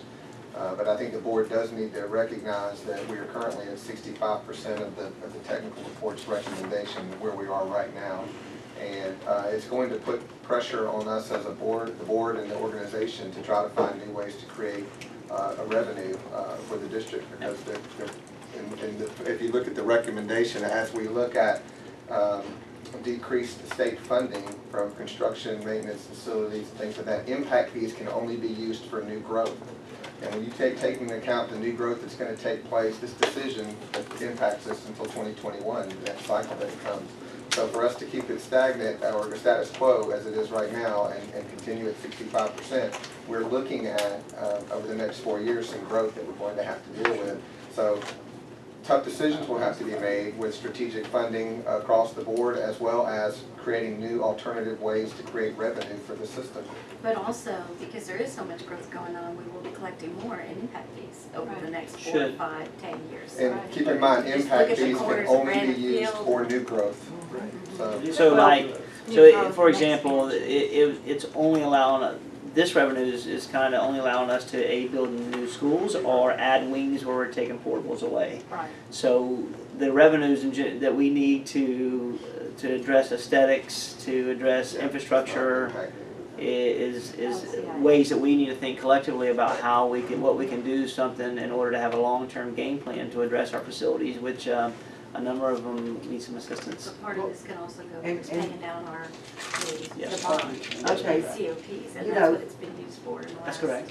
We're never gonna That's have correct. as much money as we would like to have, that's for sure. But one thing we have to consider is most of us have been around a long time in Clay County, and you've got to have your timing right when you go to look at something to bring in additional revenue to the district, whether it be tax or impact Sure. fees or whatever. And I think I read in the paper where the county commissioners have put in a 5-cent gas tax that's coming in. And then I saw something on Facebook last night, it looks like they're talking about, I think they had done away with their transportation impact fee, and now that's kind of coming back up, and I don't know what all they're talking about, because I haven't seen their meeting, but I'm just getting bits and pieces, and I'm thinking And then the sales they're tax looking at, different things to bring in money, because they're probably strapped like me. But right now, I think the timing would be extremely poor on our behalf to be broaching this right this minute. I would say this, I understand, I agree, but we have to take a stand or we're gonna miss it. Yep. So I'm going, I in the next, in the team in the next 2 months, we'll probably present you with a plan that we'd like to kind of get out in front of, and because if we don't find additional revenues, and I'll be honest with you, I can work to be the face of it, but and I will go everywhere I have to go to make it a priority to show the needs in this county. But we could potentially generate a bunch of money a year. But I agree with you, time is everything, Ms. Stoddard. Well, it's timing and the perception and also the plan, and like if you present it to us and you get some buy-in on something, and then we've got to get the citizens, I mean, there's a way to do things. We've tried in the past, and due to a few flukes by some former employees, we didn't have good luck Yes, with the ma'am. ballot box, but there's ways to do things. Yes, ma'am. Do them right. And engage the Chamber of Commerce. Yep. Economic development. I know we voted, or I guess we voted to build the school debt-free. But is that going to be the best, I mean, if we're looking at, we're not gonna raise impact fees, and I hear concern about being able to afford future projects, is that the smartest move? I would say yes, because you're already $60 million in debt, and right now, even though your rating didn't decline, it didn't move up either. So the more we can create stability and use our financials internally, the more that we have time to rebuild our reserve and also rebuild our borrowing power. Because if we do have additional bills, you're going to have to borrow money then. But also, when we down the road petitioned for the like a state, Tynes area. you had to tell the state that you were self-funding it. That's We correct. weren't taking a bond. I'm so proud of that 60 billion, it used to be over 100 million, now Oh, I have we're a going in heart the right attack. direction, we're getting there eventually. My question on this is the sentence that says, reducing portable population and replacing them with permanent classroom wings, adding capacity and compliance with state mandate. I wasn't aware there was a state mandate to get rid of portables. There is. In 2003, they came out with a state mandate that said that anything that's 20 years or older, you got to repurpose. But you You can can buy repurpose. new ones, and I guess my point you have is. money. You can, but you don't want Can to. we finish this discussion? It's a workshop. Can I finish what I was saying? Because you don't have to go further than Flowing Island Elementary, Orange Park Junior High, several other schools I've been at lately to see where portables used to be. Sure. And if there were permanent classroom wings built where those are, we would be sitting empty at Fleming Island Elementary, and we needed to build across, you know. Sure. So I guess it's concerning to me that it seems like a decision has been made that this board is moving in a certain direction, and I don't recall us having conversation about it. And so that's what was my concern. Yeah, Someone so in it- there talked about 8 wings, and I'm not seeing it right this minute, but 8 wings at like 1.4 million each. That's about what it costs to Did a it permanent say? space, correct? Right, and so to your point, you know, the thing, even though portables, they're ugly, you know, they're. I think there's some they- positives They to are it. relocatables though, and they serve that purpose, but. They're what we- quiet, I mean, you know. What you can do, what they are is a Band-Aid. They're not best, they're a Band-Aid. So it's a Band-Aid through growth and insufficient planning. So what we can relook at the language, and we're not saying that we can suggest the funding could be used to add on additional, if approved, to do, you know, to. Everything's dependent upon having funding availability. Can we just put to that take in care there, of it. the funding available and me not saying that it's so stern about what we're going to do? That way it doesn't put anybody in a lock and step with it, and that's under strategic plan. You put an awful lot of information on this than we're used to seeing. I wanna put as much so you can understand what we're But trying you're to getting do. in the weeds. I know. Just a Time fun has- fact. I have a question on this, you know, not increasing the impact fees. Do we or do we not have over 700 portables over 20 years old? That's correct. So where are we gonna where are we gonna replace them? If you're not gonna increase impact fees, where are you gonna get this money to do 700 portables? And I think Dr. Kemp and I have had this discussion, because we have concerns at some of our schools because there's no bathrooms. And Yeah. we've been trying to work through this, but we can't continually work through no money. You know, you're getting cuts over here, you know, I'm hearing this, and, you know, the county commissioner's putting 5 cents. And we have a study that we're not gonna pay a bit of attention to what their recommendation is. You know, that's very disconcerting to this little person sitting in the corner here, thinking, where are we going if we constantly say we're not going to raise anything? Where are we going, what is the plan for these 700 portables that are already over 20 years old? I mean, That's against the statute. Sorry. Go ahead. Let me just ask a couple of questions. This is a substantial decision, obviously, and it is impactful, no pun intended, when it comes to capital outlay dollars and an ever decreasing state funding for it. Just a couple of primers, and this is something that I want to do my best as a school board attorney to answer questions that the board itself and individual members have. Isn't it the role of the board simply to make a recommendation to the Board of County Commissioners? We would make a recommendation, yes. Right, okay. They And make where, the decision because Sure. they're the police power.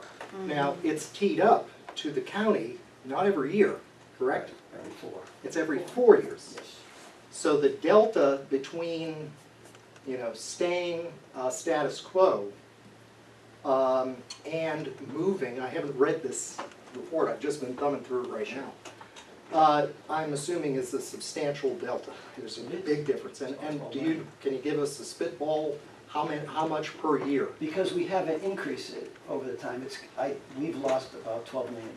And if we don't increase it, it's gonna probably cost us over the next 20 years about $14 million. Now, it's really, to say the truth, I mean, we really, if you look at the study, you'll see they're recommending that with growth, that we're gonna need 10 new schools over 20 years. And when you figure, when you figure the impact fee, they look at the cost per student station, at what's generated, and they apply to it the index, the CPI or whatever, the index, and that's where they go from there. And then they divide it by how many kids, we have, and then they subtract some credits out of it. That's where they arrive at that figure. Right. And we're not gonna be able to keep up with it at that point, but we're going the wrong way. I mean, we're not even keeping up with what we have. And I look at it. I just want to be as brief as, because this is going to deserve further discussion on another day. We have you mentioned September, I believe that's a That's when deadline. it goes before, correct. Well, that- September 10th, it needs to go before the BCAC. Well, the BCC needs to make a decision, right? I think that Well, that's true. And the BCC will do what, if we pass that we want to increase the impact fee, we send it to the BCC, they're more or less. They're gonna defer. But they're the only legal entity that That's can right. impose it. That's So, right. I just mean, wanted to they're not make gonna go sure, against what the school board you know, said. I just wanted to kind of make sure that we understand the boundaries and expectations and what it is, what the role of the board in this impactful decision. So I'll You're coming to our look office forward. tomorrow anyway. Yeah, I'll look forward to meeting with you and learn more on that. Okay. Because I also believe that you have the opportunity not only to say increase, stay status quo, I Or believe you get could rid of also all the other. recommend a decrease. Right. Which they So, did. and that is within the discretion of the board. So, I mean, I would take direction from the board in reference to your recommendation. If you want to see the other way, just let me know. And your recommendation at this point is to leave them as they are? I mean, it'd be nice to increase, but I would recommend we leave it. My staff wants to increase it. I still have the question, what are you gonna do with 700 portables that you're violating You the repurpose statute? them, you repurpose them so they don't have to move. You can repurpose them and they just come off the fish. That's correct. What do you mean repurpose? Repurpose them so they come off, so they're no longer part of student state. I mean, they could be a student station, they're just no longer part of your fish. So when you go to calculate utilization, they're no longer part of it, but you can still use that classroom for whatever you need to use it for. As long as the portable passes the annual Inspections. safety inspection every year, it can still be So we're utilized. compliant. It may or may not count as student stations on the Florida inventory of schoolhouses. Correct? What's the downside of doing something like that? Taking 700 portables and you're repurposing them, they're still functioning out there, but Utilization. what's Well, the happens is downside? It drives your utilization way up. It drives, yeah, Could put you over yeah. 100%. Could put you over 100% of schools, of which we don't want to That protect. and doesn't don't wanna sound do. like a solution. No, It's how, not. it's how Keystone High School went from 80% utilized to 85%. Yeah. for- I mean, it truly is. Yes. And now I have parents calling saying, we've always been able to get in. There's no open enrollment in Yeah. Keystone now. You know, I wish There's no that open enrollment that in was Clay addressed County. in 2003 when they came out. In Clay We're just County. 14 If you years did, if you behind. remove Trying to do 700 what state statute portables, requires. No, we have a list of schools that are. no, if you remove, that changes the whole 50%. utilization, and there will be no open schools in Clay County. That's I just think that I'm with them. I'm with these In people. dollar signs. I'm with these people. They're all me. The expectations over a 4 and a half year period from the time that we're required to do this. So when you take a look at utilization rates, when you take a look at how we're utilizing our dollars, we have to find ways to create new revenue, whether that's impact or whether that's pursuing options with the BCC regarding increasing the percentage of the existing tax that they placed. Because if I'm correct, and I don't want to misspeak, especially in this environment, 110. but I can tell you that when the school system was considering doing this with the county a while back, the county convinced the school system not to pursue the penny tax or the half-cent sales tax and the piggyback with the county. Well, we received listen to this, 0.881 of 1%. Of what the county is receiving, and it really didn't do us any favors by doing that. And we have to do something. So options are to increase. You gotta act like an organization. Yes, sir. Options are to be a reliable and efficient organization to increase additional revenue or go to them for more. If we can't have our own. All right, but if there's, is there any different direction that anyone wants to provide me on this issue? We'll call you. Okay, thank you. So is that it? That's it. All right, any board member comments? I have a couple of questions, and these are not on this agenda. I wanted an update on Catapult. What is Okay. our enrollment? So right now, Catapult, and it's a good question, we apply for MSID. with Catapult, and they won't let us open and approve the MSID until next year. What is MSID? Sorry, it's a school number. So, because we wanted to make certain that the Catapult was under our umbrella, we didn't want anyone, shape or form, people thinking that we were going to create a sub-loop to get students who are not graduate from within our organization, outside of our organization. So we wanted to do it right. Talked to Rhonda many times from DOE. They're willing to approve it, but they want to approve it in 17-18. So right now we are continuing to work with many seniors. We had 27 seniors that were in the category we were going to qualify. We're working with them right now to problem solve internally, and that we have a number of kids that parents are ready to go for 17-18.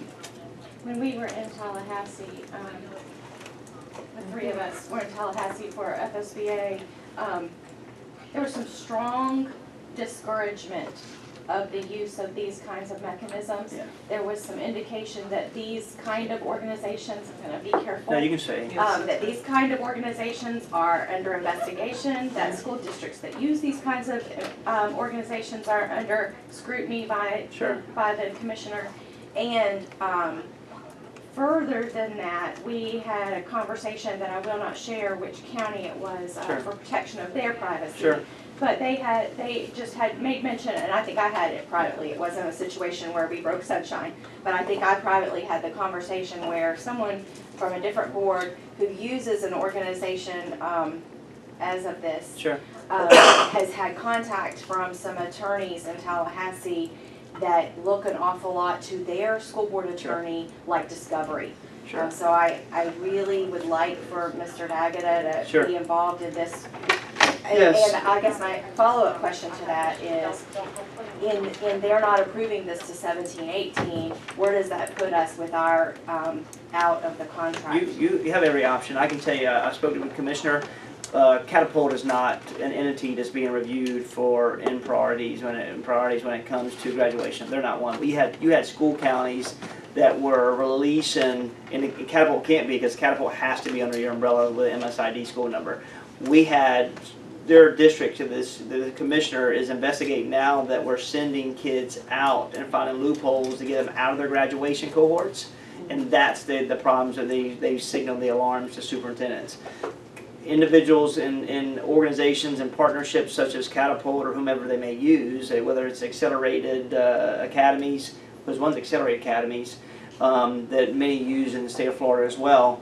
They are under the umbrella of a school system which we own their graduation, so we're not trying to any way, shape, or form do anything to impact our graduation rates. We're trying to save lives, and I've had extensive conversation with DOE about it, and this is not one of their concerns, but it is their concern. They launched an investigation throughout the state with people, or they are now in the last 2 months, where you have school systems find loopholes.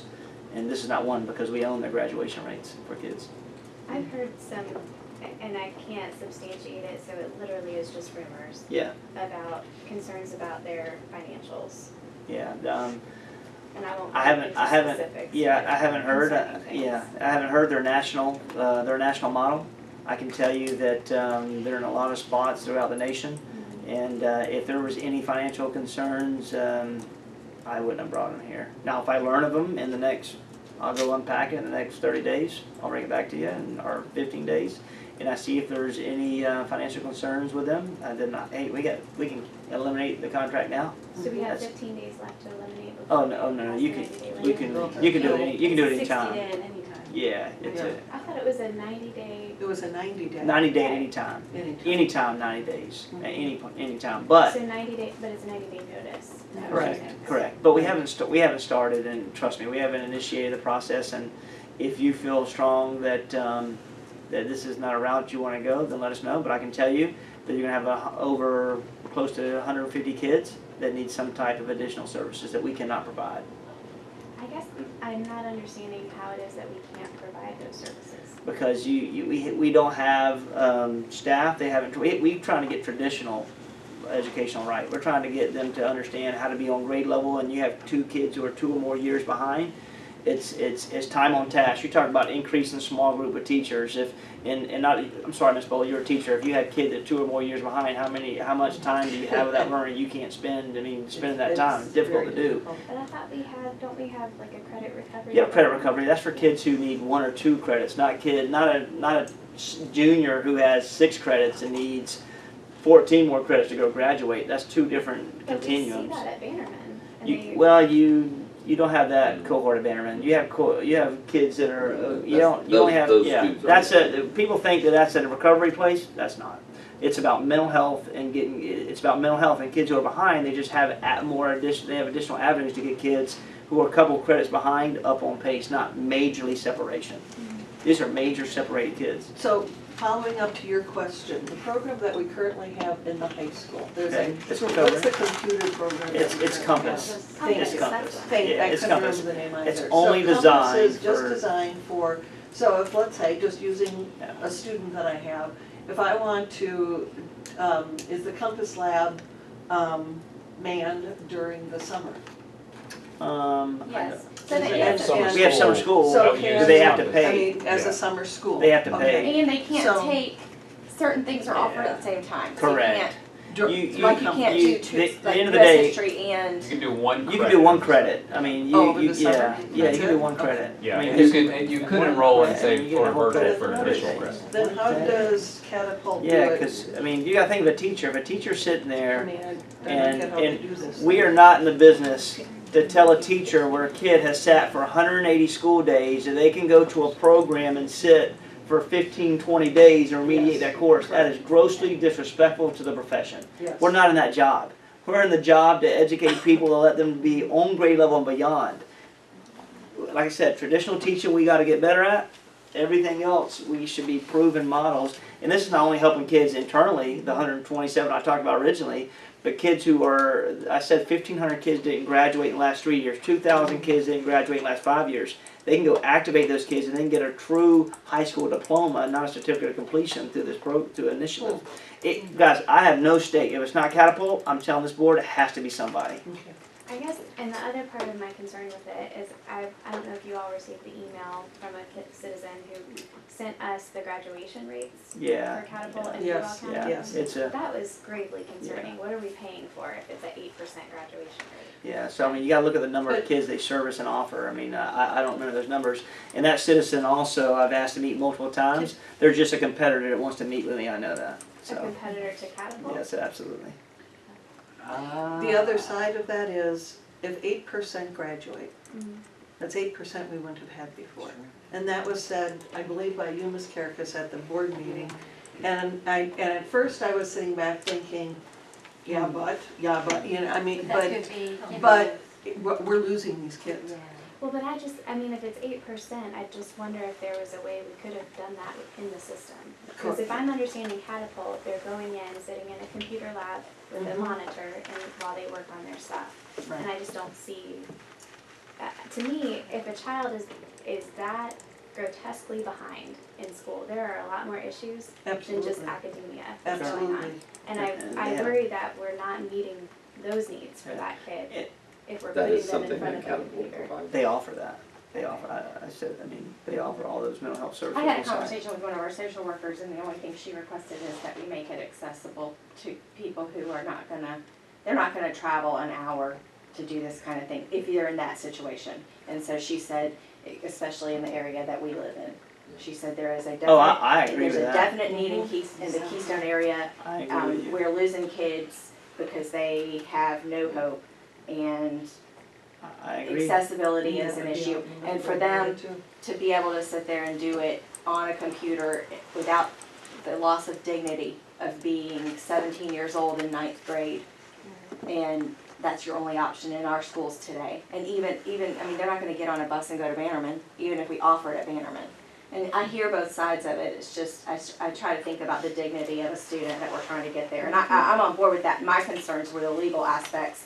I don't want our district in trouble. Yeah. No, it's around it's that. actually. That was a message 2 months ago. You're right, and this is not part of it. Mr. But I agree. Davis, are we withdrawing these kids from our school system to go to Catapult? When On no, the computer, on Are they being withdrawn? I can tell you or this, if focused? any kid, Unfocused? actually, we don't offer Catapult in Clay County, so, but if a parent decides they wanna withdraw their kid and go to Catapult now, which is in surrounding counties, that's on them, that's not Correct. our. Correct, I didn't say it. So they are being withdrawn from our school system to go to Catapult. That's a parent's Because recommendation. it is not a Decision, part of sorry. our school system. So the code to withdraw them is what? It should be a W-2, right, W-2? Or is it W3? No, You're saying it right now? W-2 is out of our Out of system. district. It'd be So when out it of opens up, let's Should be say it W2. opens in August. But what is would it be? not, Mr. Connor, are these guidance counselors not being told to withdraw them as W03s, which puts them in out of state? And that takes them out of the cohort of graduation rate? Nobody's been directed, to my knowledge, to do So anything. they are still going to count against us in graduation rate if they go to Catapult? Currently, we don't have a catapult set up, so if they go to another catapult out of district, they would be withdrawn out of district. That's O2. It'd be an Should- O2. O2, they're gone. But You're, wait, I understand so what you're, what I about- understand what you're getting at, but there's a bill in front of the legislature that is probably gonna pass, that involves the whole Schools of Hope thing. Yeah. That is gonna make, that it makes it illegal to But what I'm withdraw trying to anybody to not understand- count as your graduation rate. That's What I'm correct. trying to understand It's gonna is do that anyway. Catapult, That's right. these kids are grossly behind, you're absolutely right, there's more to this. And that's why we probably, I'm a big one for standalone, tech school. That I think we need another avenue, we've had this, I'm we're not gonna afraid of have. it. I'm a big I'm one afraid of it. because we're not talking about kids who are missing a credit. We're talking about kids who are juniors and seniors who had 3 credits. They're juniors and seniors. That's correct. And so that's the problem, what are we gonna do for them? My problem is, I don't know how Catapult is helping us. Because we I don't- haven't used them. They're still in the cohort they're still counted as dropping out. They help us through mental health services, they help us through, they also, well, we still have Career that, but they, planning. career planning. They continue to make sure kids are applying through scholarship. They have a better ratio to helping kids get an application for scholarships. They have a better threshold of getting kids who are, and we don't do this, who get kids who have the 3 credits to be getting the 10 credits quicker than we can. I mean, that's what they're built to do. That's I'm their with Ms. wheelhouse. Skillhouse because I wanna know how they do it. Yeah. I mean, I would. I wanna know how they do it. I can't walk, as a guidance counselor, I don't know how we make up 10 credits I would in a say, year. I would say this, we're not ready to do this now. I'd say this openly. I mean, guys, we're trying to figure out what curriculum we can use to be standalone in throughout our schools to get that right first. Yeah. So there has to be a focus on, let's do this right, and then eventually, if we believe that we can start adding additional tiers, I'm wide open to it. I want to think differently in this county, and if we can do that, that's fine. And, I mean, because we could buy our own teachers down the road. Once we get little things right, then we can expand to that down the road, so. I shared your concerns about the legality portion of it. Sure. You hear rumors that are concerning, Yeah. but again, I don't have anything to substantiate it, so Yeah. I don't wanna jump on a bandwagon when Yeah, there's there's nothing always pros and substantial. cons to anything, any initiative, any curriculum, there's always noise to everything we're gonna do. But it does give me, for whatever reason, I was of the understanding that we had 90 days to cancel this contract, Good. and then we're stuck with it for a year. But that's not the case. I think it's not, I put in there 90 days. And Continuous there was a 90 note days? in my notes as well to bring it up now, because it would have been 90 days That's at the what end I of the thought school too. year. Yeah, Or the I'll go back and look, I believe it's 90 days, at any time. at any time. I specifically asked that on the board floor because we were going through the Yep. GPS contract. So specifically 90 said days. at any time. And 90 Mr. days. Tagata, could you look that up for us? Could you look at that contract and see I what believe the- we wrote it, it's been months, but I believe we wrote it that way. We'll get it to you, I guess. First official text. I guess. Anything else? I've got. I have one more though. a Um, couple of quick ones. When I feel like if I'm remembering correctly, when we hired Southern Strategies to be our lobbyist, was that this time of year, are we due to renew that contract? I'm not sure when the renewal process will be. The contract. Actually, I think it's monthly. It's through May. No, oh, sorry. No, go ahead and correct me if I'm wrong. We did take a contract to the board for Southern Strategy. I believe it was about 60,000 for the time frame Right. till 5,000 the end a of the year. It's actually through the end of the legislative session. Okay, so we're getting close. So that once would the be May. legislative session ends, that contract will end. And I believe for future, we did not renew, we did not budget for it. So can we put that on the agenda to discuss, because legislative session ends next week? Next At the week, end of you're right. next week, and it is highly likely they are not gonna come to a budget agreement. They're talking special session, and the last thing we would need is to not have representation through. They're not gonna stay on if they go through. So I would say, Until the session's so over. to be open, my recommendation, if we could bring it, would If they be, go into special session. We would have to monthly. extend them. I don't know, can we review it? I think we need to, I mean, I'm not for discontinuing that contract, I think we need a lobbyist and, Um, They walked us around like that. Well, that's the discussion that we like, that sure, I'd like to have. we can have, I was just, I don't know can if we, you wanna have this should we now put it or on the? not. I mean, I I'm have my asking- own feelings No, about it. no, we'll discuss it on the board floor. Yeah, Okay. let's put it on the Why agenda. don't we wait till they get through, see what happens? I agree. That would If we wait don't do until it then now. June. I agree. Yeah. I think they ought to, I mean, Why don't you reach create- out or Wait look and at the see. contract and see, What happens? does it go through, if the session changes and has to go into special session, are they still on the month-to-month with us? Can we put it on the May Sure. agenda for discussion? And, but the problem is then we can't take action if we need to take action. I know, I think we should just put it on the agenda. I'm speaking for one board member, but I don't think it would be wise to not have a lobbyist in Tallahassee. Especially not when we're talking about reduced capital outlay funding and things like that. I feel like it's a necessity, so I would like to see it on the agenda. So we can put on the agenda, Karen is saying we can put on the agenda to discuss and take action if necessary. that's, y'all, Can we put it on the agenda when our policy says all our agenda items have to be submitted 14 days in advance? It's not an emergency item. But it kind of is if they're going to special. No, there's actually a legal term for emergency items. To add Well, something to the anytime agenda, anytime it's a board member has health, had, wealth, what is it? anytime a board member has wanted to add something to the agenda at this time frame, that has not been enforced. Mrs. Bola asked for the GPS to be added to But last that was month. after that was after the agenda had been put out to the public. Right. This is different because the agenda has not been put out to the public, is that my understanding?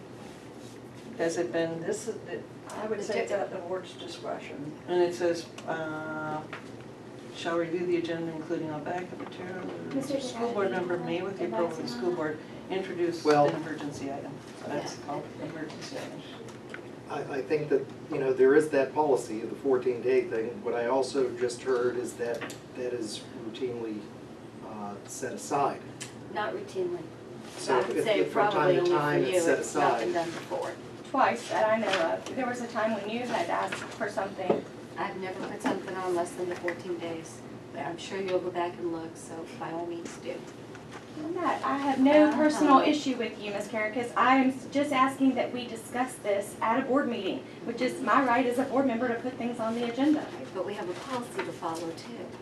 So if the Well- board, how does the board feel about it? I'm It's- okay if we discuss it at the June meeting, but I would like us to discuss it at some meeting. Okay, let's put it on the June agenda. That way it follows policy. And in the meantime, why don't you reach out to Southern Strategies and see what their contract says about an extended legislative session. And if we are going to lose our representation in Tallahassee if we don't renew by May, then I think it would warrant adding it to the agenda. If Mr. Davis is gonna reach out to Southern Strategies to ask them about that, then can we make the stipulation that if we stand to lose them lobbying for us during this last part of the session, could we add it to the May agenda? No, let's get real. If they go into special session, I mean, you read the paper every day, they're to the point now where they're doing their dog and pony show dance, doing the financial dance. By the time they get into special session, whether we pay Southern Strategies $5,000 for those extra few weeks or not, it's not gonna make a hill of beans bit of difference into what's gonna come into Clay County Schools. I beg to mean, differ, we got our $1 million in the last day of session last year. What was the contract again? It takes us to the end of the session, is that right? The Dr. legislative Woodcock? session, I will have to go back to check on the So if it's the end language. of the session, then it would, if there's an extended session, then we would be covered. Well, that's the way I would interpret it, but they'll stay with us till the session's over. Right. I mean, I Extended think we're session we're versus paying special per session. month. If I'm not mistaken, we're paying per month, is that Correct. correct? Correct. So we would be paying, we've already paid for the month, or we will be paying for the month of May. So in an extended session, I'm assuming that it would happen in May, and that we They could will- put this on the They June can, agenda. they can adjourn and then they can call a special session. Right, and if we're Which is paid not for the same. May, then we Mr. can go Davis, back what's your in June opinion? and put it on the June agenda. Well, we'll wait So, and see how the I contract's mean, written. I'm gonna answer this question very honest. I get updates weekly that I could get through reading the paper. So I'm gonna tell everybody at this table that.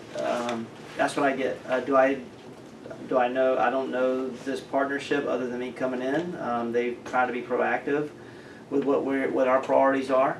But I get, Mike McCauley knows because I've looped him in on every one, and I'm not trying to call him Mike, of every one of the emails I receive, and I get better information provided to me by FADS on a weekly basis.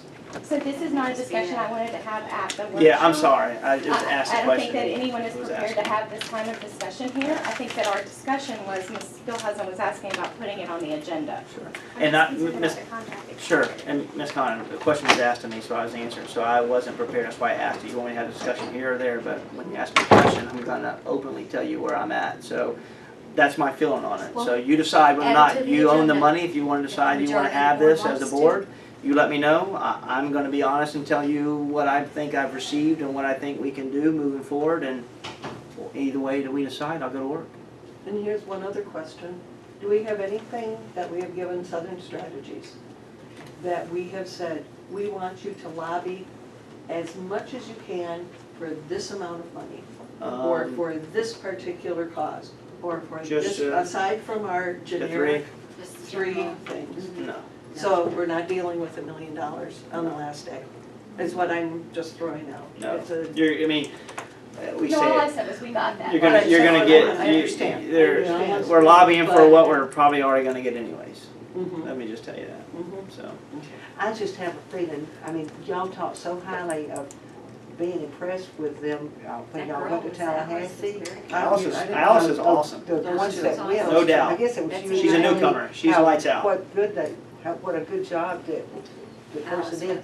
But I just cannot believe with our past relationship with Southern Strategies, and I don't have the contract in front of me, but if it says it's through the end of the legislative session, I cannot believe that these people who are being paid $5,000 a month, if they go into Sure. a session and they need to work 2 or 3 more weeks or Yeah. whatever, I just cannot even believe that they would walk away and say, no, we're not gonna do that anymore, because they know we're gonna pay them the $5,000 while they're in session. They'll still be doing their session. I don't know why we're spending 20 minutes beating this to death. Reach out I'll do to the them, legwork. and if they are not going to represent us during the special session, add it to the agenda so that we can discuss it at the board.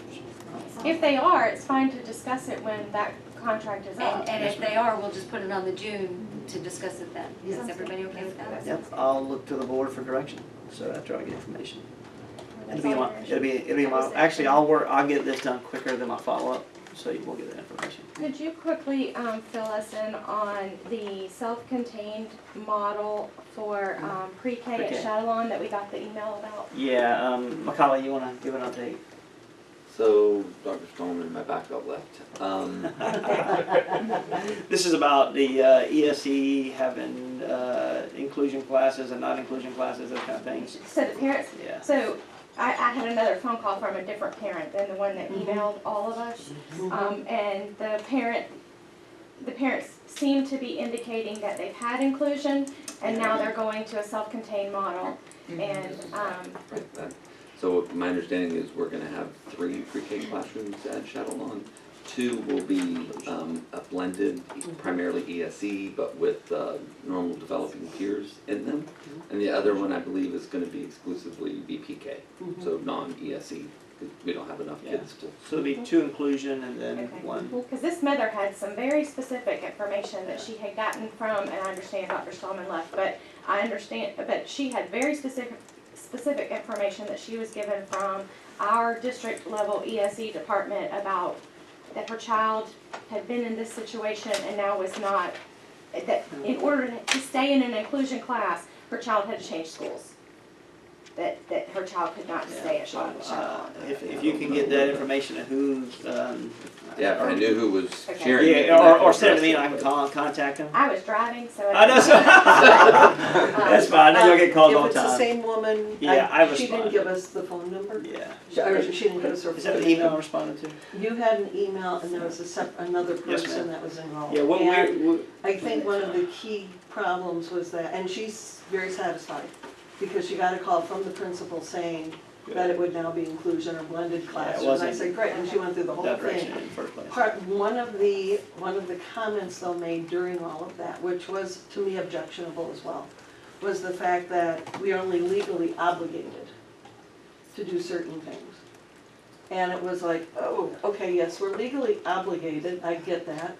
However, the whole purpose of the inclusion class was for the betterment of her ESE child to experience a regular education classroom, for want of better terminology, at a pre-K level, so that as this child progressed through the elementary schools, they would be obviously blended into that same inclusion sort of environment in the future, with some of the friends they made. But that I remember writing down legally obligated, because Yes, ma'am. it was like, Yeah, so that's all you're going to do? Sorry, I don't And know, go, "Oh, and, okay." and I don't know who they're having a We conversation can have with. that conversation with Staff. leadership, for sure. I mean, So my only other issue is, I was wondering if you could point us to the policy for the random search directive that you gave last week. Because Yeah, when I so- looked at our policy, it seems to almost directly contradict it. Yeah, so since we were found a gun, 2 shoot list, found a knife, all this happened last week. So I asked and staff to increase the random searches, which is best practice. So if we're not gonna go out there and increase the random searches, whether we do it for kids get off buses, in common areas, whether we do it in classrooms, I believe that that we create an environment where we're not continuing to create the best work and safe work environment for both students and for staff members. It came to my attention that a couple of years ago, after I sent it out, that individual principals were directed not to do those. I have no idea why. So now I've had a conference call the day after I sent it out there is a need for professional development, there's a need to make certain we have equipment, and there's a need for make sure they understand what random is, that we should be doing random searches in this organization. I think But that my Mr. concern Superintendent, is Ms. Condon's school board point was. policy. Yeah, but I can set that. If I ask my staff to go do random searches, No, You need board approval. we have school board policy, we are the policy making body. I'll look at the policy, but these are just best practices. This is not That's about. fine, but you've gotta do it the right way. Yeah, I'm I'll go not back saying and we look and disagree we'll with have a that. conversation. Right, and to Ms. I don't Condon's believe point, that's legislation that's not- speaks I to believe That's- this is that's another suspicious. question for our new. I think that's very clear of where the weeds of where my role is and your role is, but I will go back and look at But it. the policy Sure to making find it. body is us. Absolutely. And I to don't Ms. disagree. Condon's point, we need to do an overhaul of our Sure, policies. I agree. And we need to go through and I'll look at that actually as well. update and review, because we've not done them. We were supposed We to were have, supposed but to, and it it was never pulled happened. and reversed, so we need to put that back on the agenda, because this is a perfect And- example where, I mean, You know- what is it, the search that administrative search So document. ultimately, for the board's reference, to follow up Ms. Condon's point, the Attorney General's office put out a document in I'll send that to 2012 you. that was focused on school-based searches and best practices around that. And they do describe a process called administrative search, which must be completely randomized and documented accordingly, et cetera. and that probably needs to be in our policy. I will share with the board that the principals did a really nice job of offering feedback on the phone call, and it it was awesome because it allowed us to stop and reflect on what we want to do moving forward. So we are going to make it sort of a collective decision Sure. on how we do it. Most importantly, the principals were pointing out that messaging, it's all in messaging. I How do we agree. want to I agree. serve the And And we specifically say in our student our student code of conduct, we specifically reference the Fourth Amendment. We specifically reference the protection of students' privacies unless we have a reasonable suspicion. And then that obviously goes into the other. So that was my concern, Sure. is that to be consistent with school board policy and to get that parent input. You know, again, the messaging, when you talk about that, we learned it with the GPS. If we don't have buy-in Sure. from the community, yeah, it's, it will go much. and I'll